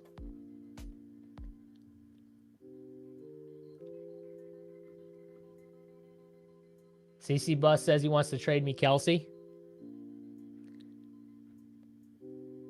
I would have loved to get Kelsey, CC Bus. The problem is, would Kelsey have made it to me? Well, this guy has Shuck, or Walt had Shuck, so maybe Walt would have still went with his stack. Nobody else went tight end, but maybe they would have if Kelsey was on the board. This guy here might have went. He's doing the Houston stack though. Maybe he would have went there. Oh, do you have a Seattle stack, CC Bus? Let me see your team here. JSN, AJ Brown, Trey McBride, DeAndre Swift, Quinshon Judkins, Drake May, Brian Thomas Jr., JCM, Jordan Addison, Kyle Monungai, Jacoby Myers, Travis Kelce, Hunter Henry. Yeah. Did you get Sam Darnold? Oh, no. Someone sniped you on Sam. That sucks. I would have loved to have done the trade. Too bad DK won't let us trade. It's unfortunate. When are you guys clicking Jordan Tyson? What pick do you end up capitulating on the Jordan Tyson stuff? Because for me, I like the kick has him in like the 120s, 130s. I'm a little later than that, but I'm wondering like what's your consensus? Like are you guys clicking Jordan Tyson? Is he just off your board completely? What's the Jordan Tyson consensus? Because I kind of worry about him overall.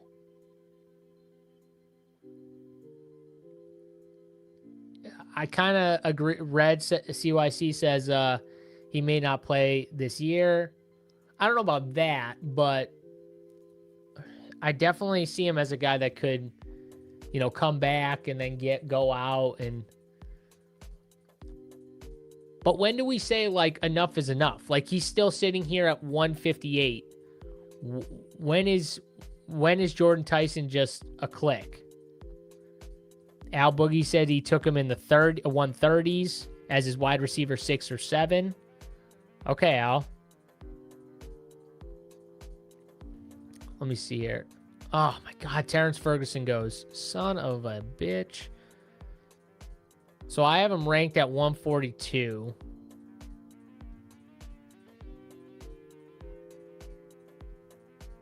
If he makes it back to me, I think I honestly should.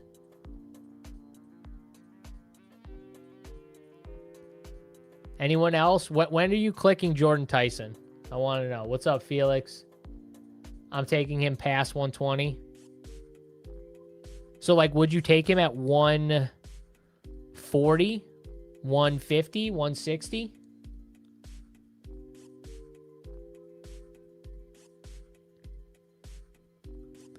Cowboys win the Super Bowl. Is this my guy Vips Burner? VIP, you out there? Is this your burner? Is this your cousin?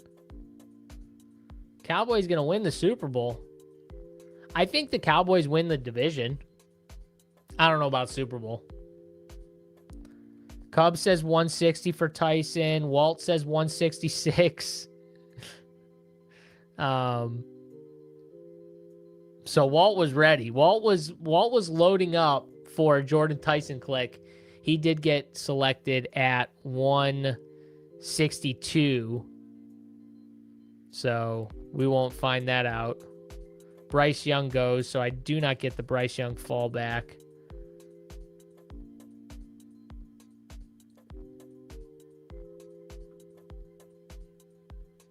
How many running backs do I have on this team? I got 4. Okay.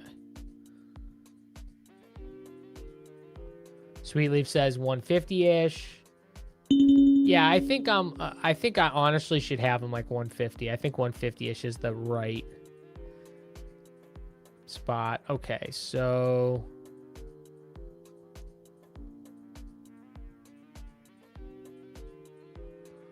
I'm going to do Trey Harris here.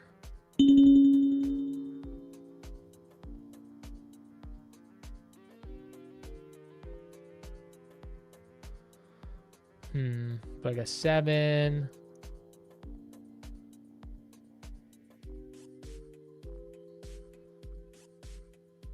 Should I just do... You know what? I'm going to do Pat Bryant here too.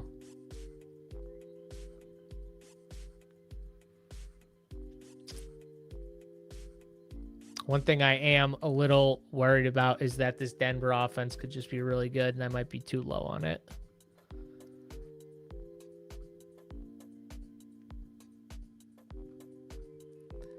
The Bills, says Fade Tyson. It's probably the safe bet. Lee says, I'm going to absolutely love his 20th round pick. I guarantee you that, he says. Oh, baby. Don't get me excited, Lee. Don't get me excited. Now I'm wondering who it's going to be. I'm going to have to look at Lee's team in a sec. D says, I'm not clicking Tyson anymore. Yeah. You click him if you went, yeah, like round 20 or 19. You don't, like, here's the thing with these 19th and 20th round picks. I know everyone wants to find, like, the next Puka or whatever from that year, but, like, in reality, like, most 19th, 20th round picks are doing squat for you. You know, they're doing nothing. Like, I think the guy who won the DK Millie last year, like, his last few picks, like, did nothing for him all year. You know, that's the majority of the time. Yeah, can you get lucky and fall into, you know, a couple guys that'll give you some spike weeks in the 19th, 20th round? For sure. That's the goal. But you're not expecting really that much. Yeah, the Tracy fall, people see it. People are getting hip to it. Who hams? What's up, my man? I'm surprised you're not streaming. Who hams? This dude, he streams for like 5 hours. He puts me to shame. I'll do like a 2 or 3 hour stream, and then I'll look, and he's on his like 5th hour, 6th hour. She puts me to shame. Appreciate you coming in here, guys. Don't forget, hit the like button. If you're just joining us now and you haven't, smash the like button on the video. Subscribe to the channel. If you guys want to check out everything we got going on at runpuresports.com, you can use that code forever25, get you 25% off for the life of your subscription. As long as you don't unsubscribe, you will keep that 25%, and it works for any package we have over at Run Pure Sports or runpurebets.com. What's the hype on Ferguson? There's like there's 3 or 4 tight ends for the hype on Ferguson, my brother. The hype is T Ferg is going to be the man. He's going to be wide receiver 3. He's going to be tight end 1 or 2. That's the hype on Ferguson. No, the real thing with Terrence Ferguson, this team doesn't have a wide receiver 3. They have multiple tight ends. T. Ferg's not going to be their main inline tight end, but Sean McVay has talked about this dude glowingly. He's actually talked about this dude glowingly ever since he drafted him. He was pumped about T. Ferg. He loved him. You could tell he loved the versatility with T. Ferg. And he talked about this offseason about how T. Ferg has now learned all the spots on the field. He knows all the positions by all the formations, everything like that. So he can play all these different spots. So he's going to play tight end. He's going to play receiver. They're going to line him out wide. They're going to line him up inside. They're going to line him up all over the field. And he's just a big body like tight end that these other tight ends on his team, they can't do what T. Ferg can do. And McVay knows that. McVay knows he's a true weapon that he's going to be able to like use really good in these spots. So I think, well, Jaden Blue's still here.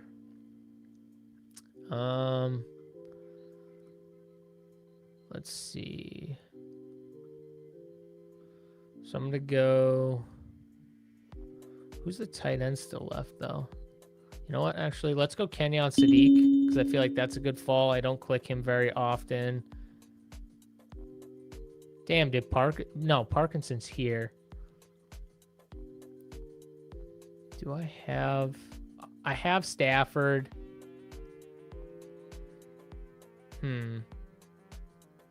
Jaden Blue or Parkinson? I got to go Parkinson here because I just realized I had Tyler Warren, so I got that week 13 with Sadiq. But we'll take Colby Parkinson. But yeah, the T. Ferg stuff, I just think he's going to be a real weapon in there, and these other tight ends that you're referring to, they're not going to be able to do some of the stuff that Terrence Ferguson's going to be able to do. And we saw the glimpses down the stretch. We saw Terrence Ferguson, when all 4 tight ends were healthy, Terrence Ferguson ran either the first or second most routes to, I think it was the second most routes, to Colby Parkinson. They didn't play in a lot of games, though, last year where all 4 of those tight ends were available. Either they had like healthy scratch or one of them was injured.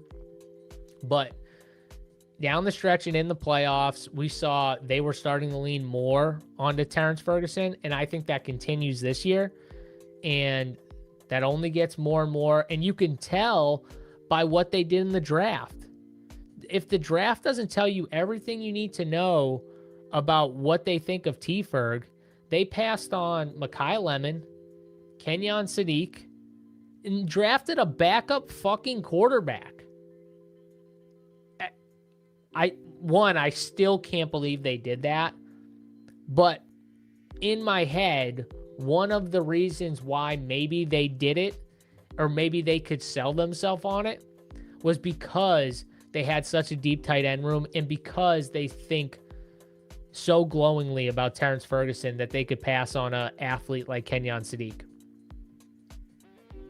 And remember, this is a team that they did end up drafting a rookie tight end later in that draft. So tight end was definitely, a position they were okay upgrading. They just said, no, we won't take the best tight end in the draft. We'll take this quarterback who's going to be a backup quarterback, and we'll get Max Clare later because we have T-Ferg. I honestly think that's one of the reasons why, even though I think it's absolutely ridiculous that's what they did. It sucks now because he was just, you could get him in every draft in like the 18th, 19th round in the beginning of the year. And then the steam started getting there and certain guys were really touting him hard. And I think people were starting to buy the steam. Like people were like all the way in. And yeah, is what it is. But he is a good pick, I think.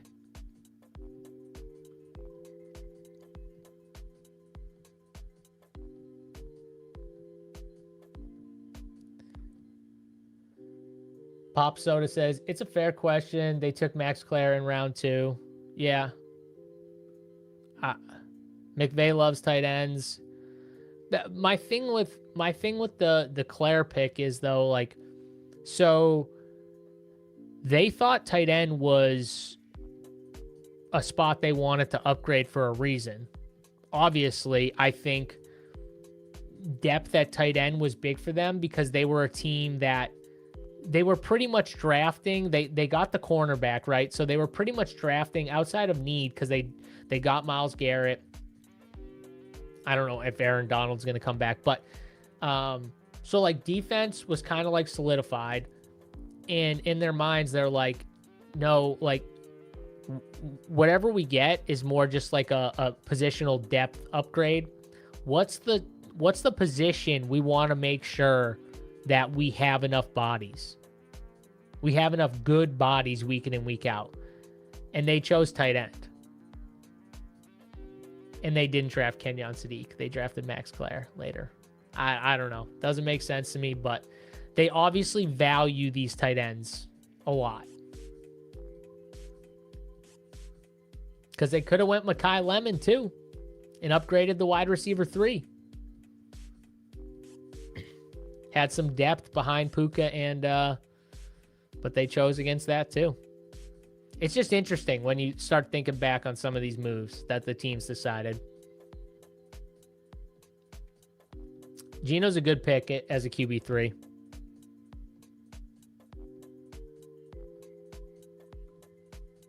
He's a solid QB3, I think. Is he still here? Or did he go? Oh, yeah, he's still here. I just realized that.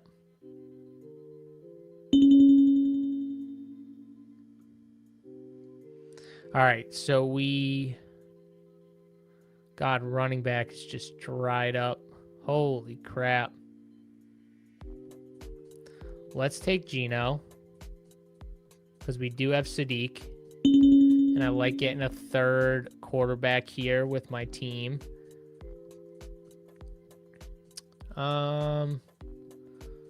Running back. Kamani Vidal, who's a clear third running back, but who knows, we could maybe luck box our way into... Yeah, let's do Kamani Vidal. And then we'll have one more pick left. So we're through 19 rounds here. One more pick left on DK. $25 flagship. And we got 3 quarterbacks, 5 running backs, 8 receivers, and 3 tight ends here. Not a bad team. Not my favorite, but not a bad team. I did like getting Geno at that spot. 216 is nice.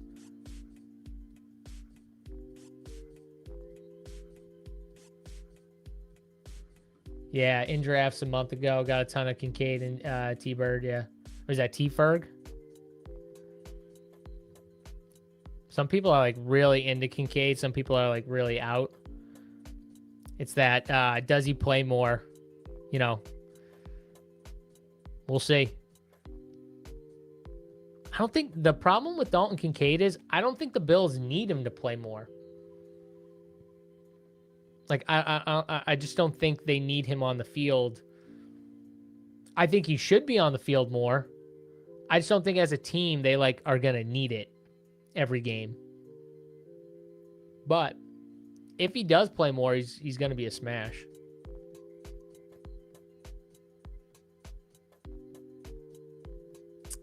All right, Lee is talking about... Who is Lee talking about here? I know this is crazy, probably starting week 8, best case, if ever, but oh well. Who is Lee? Lee, who are we talking about here? Oh, Tyreek Hill. Okay. I do think Tyreek Hill is going to try and sign with the team. I think he's going to take his time, though. He's definitely going to take his time. He's definitely going to go to a good team. So, yeah, no, I think Tyreek Hill is not a terrible bet. Late. I'm not clicking him a ton, but you can make the case. You can definitely make the case for him.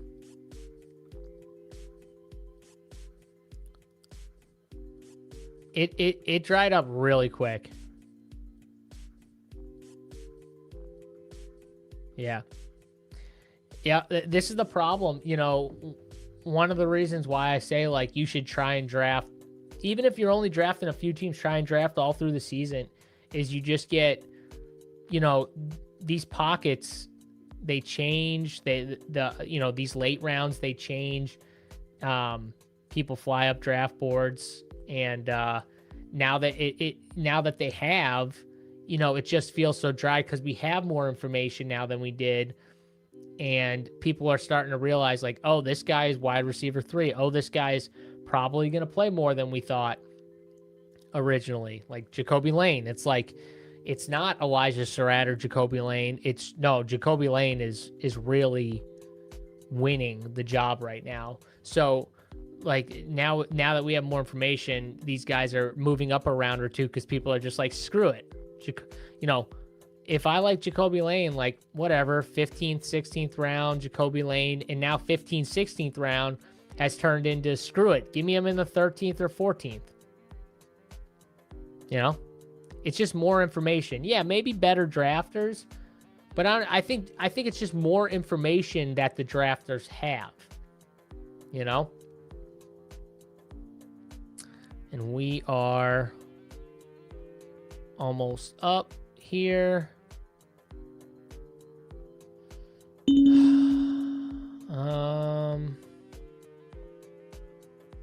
Eli Raridan's at the top of the kick.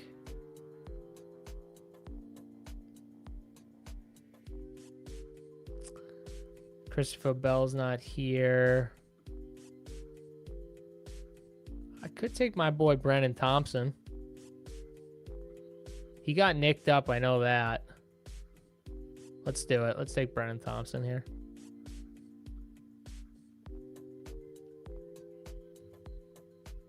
Oh, no, you missed your 20th pick? You didn't have him queued?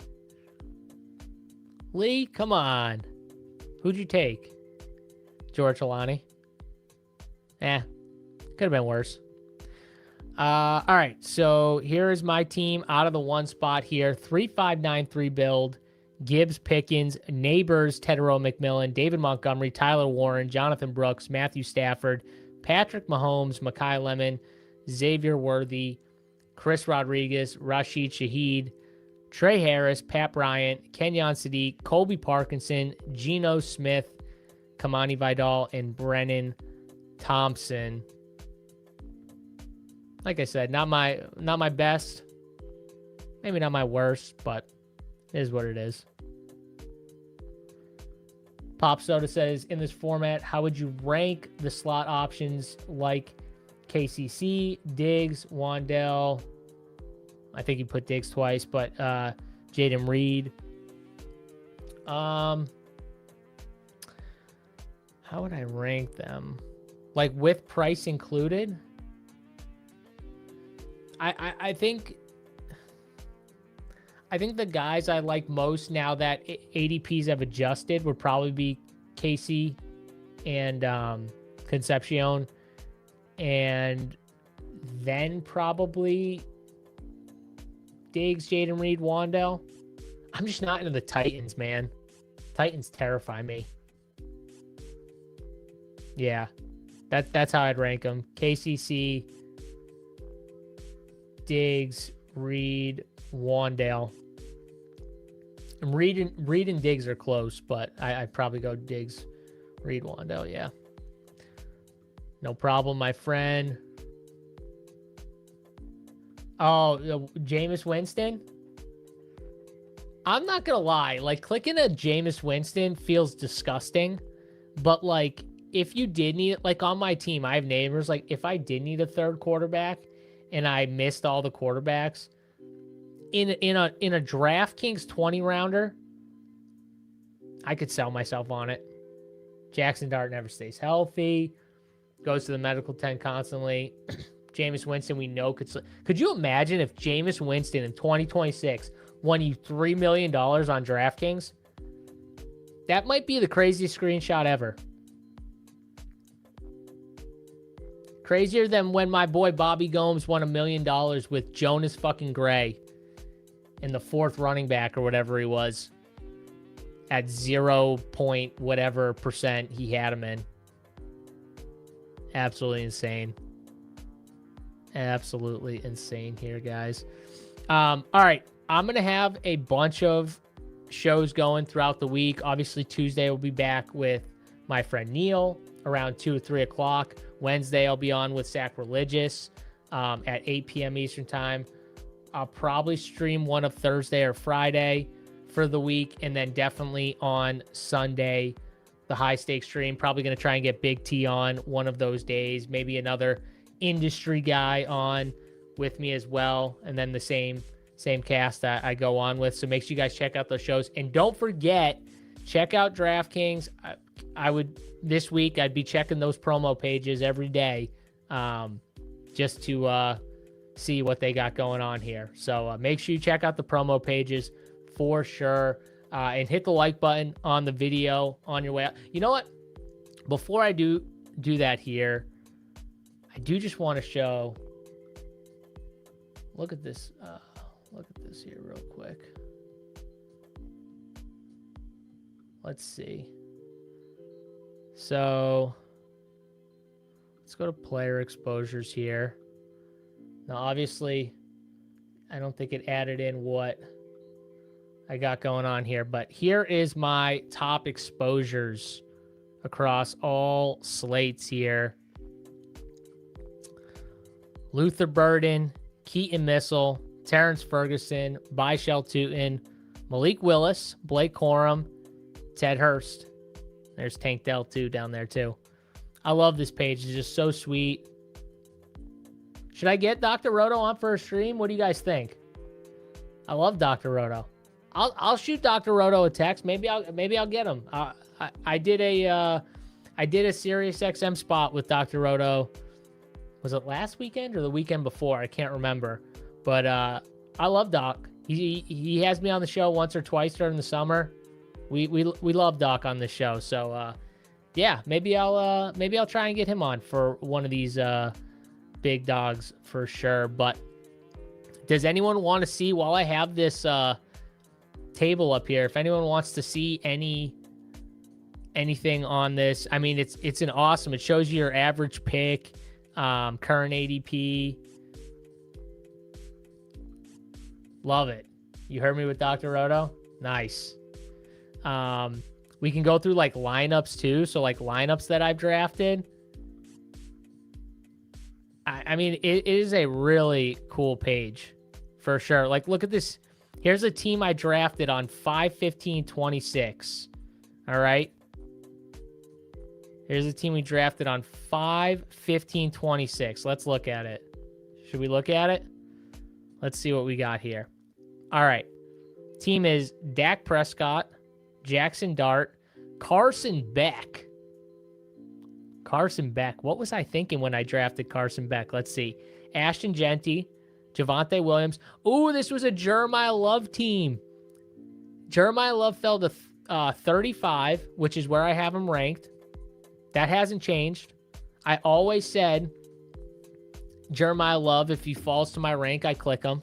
So look at that. I got a Carson Beck, Genty, Love team right there.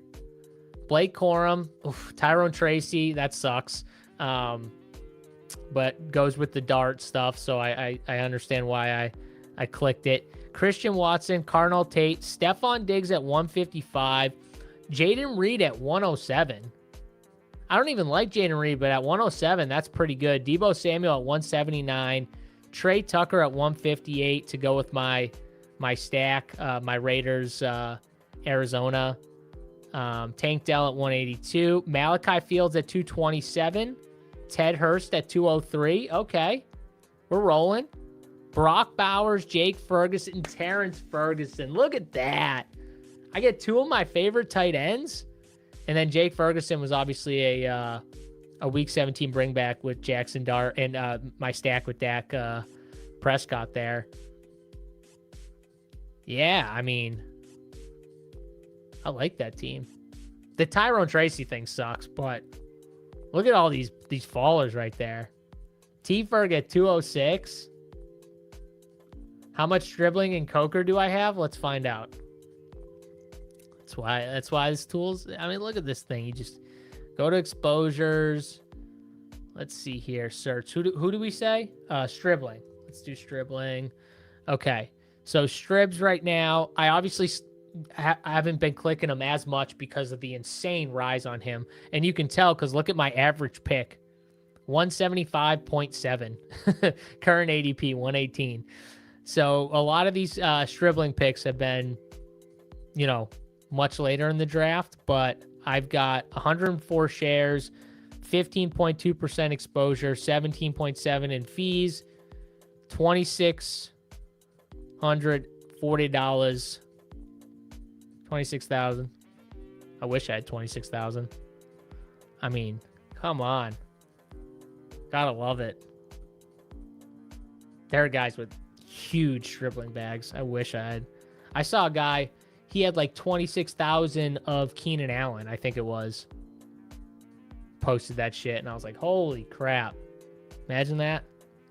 Jalen Coker.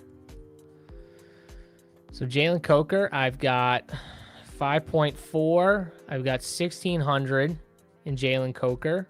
So 11% in fees. Only 37 shares. Which is interesting because I do like Jalen Coker, but I'll tell you why I probably don't have more Jalen Coker. He goes in the same range as, look at my highest, Keaton Missile, Malik Willis. He goes in that range. That's why. So that makes some sense why I don't have more Jalen Coker, because I'm pretty high on Jalen Coker. You want to see Rashad Bateman? I hope I was talking about this earlier on stream, man. I hope he gets traded. I hope he gets traded or just cut, and then someone can sign him. I'm praying. You're right. Rashad Bateman and Jordan Tyson. Okay, let's. I know for a fact I don't click Rashad Bateman very, very often. Oh, did I spell his name wrong? Do I not have a Bateman share?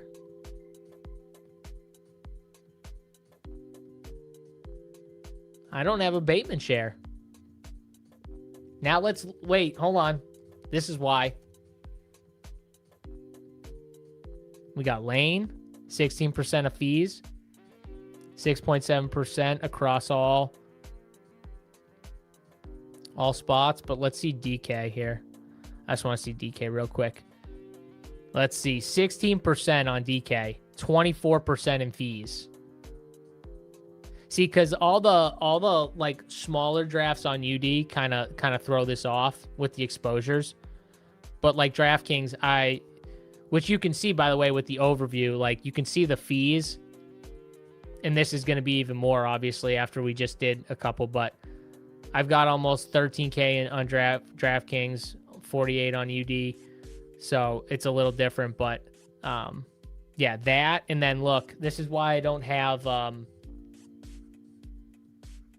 Surratt, 14%. That's why I have no Bateman. So RIP to myself for having no Bateman. Or is it RIP to Bateman? I think they should, honestly, I think they should cut Bateman. Cut him. Smashing a window? What are you doing, bro? You got an infant in the car? What's wrong with you? I have no idea. You talking about the sheet? This is the Legendary Upside user dashboard overview. It's awesome. Let's see. Jordan Tyson was the other one. Jordan Tyson. So I've got 1,247 in Jordan Tyson. I've got 8% ownership or exposure, and I've got 8% fees.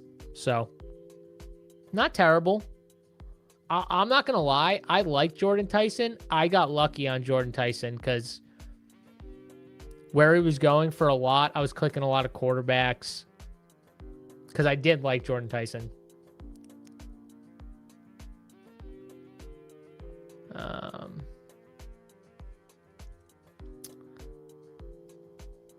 Feels good, man. It feels like I'm running pure here. Let's look at last one. We'll do Jaden Higgins, then we're getting out of here. Let's see what, I don't even know what I have for Jaden Higgins.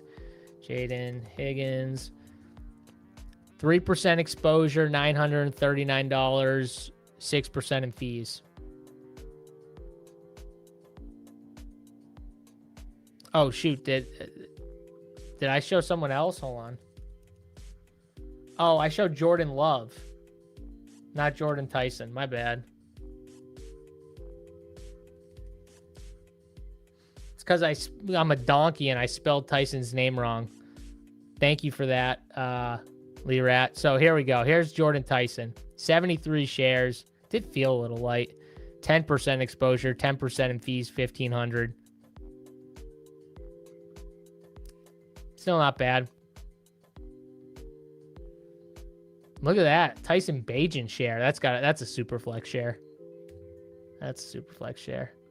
Yeah, it's Jordan. I'm just a donkey and can't spell. So, all right, guys, that's going to do it for this show here. Don't forget to hit the like button on your way out. I'll be back on Tuesday with Neil Orfield. Like I said, make sure you guys keep an eye out for some DK promos coming this weekend. I would expect some. I don't know what they are, but I would expect them. So make sure you guys are checking out the promotions phase. Get the alerts up on the DraftKings Twitter. I'm sure they'll do some cool sales and stuff, maybe some flash sales. I don't know, but make sure you guys have those on, and I will be back on Tuesday. Good luck in your drafting over on DraftKings, and I will see you in a couple days. We're out. Peace.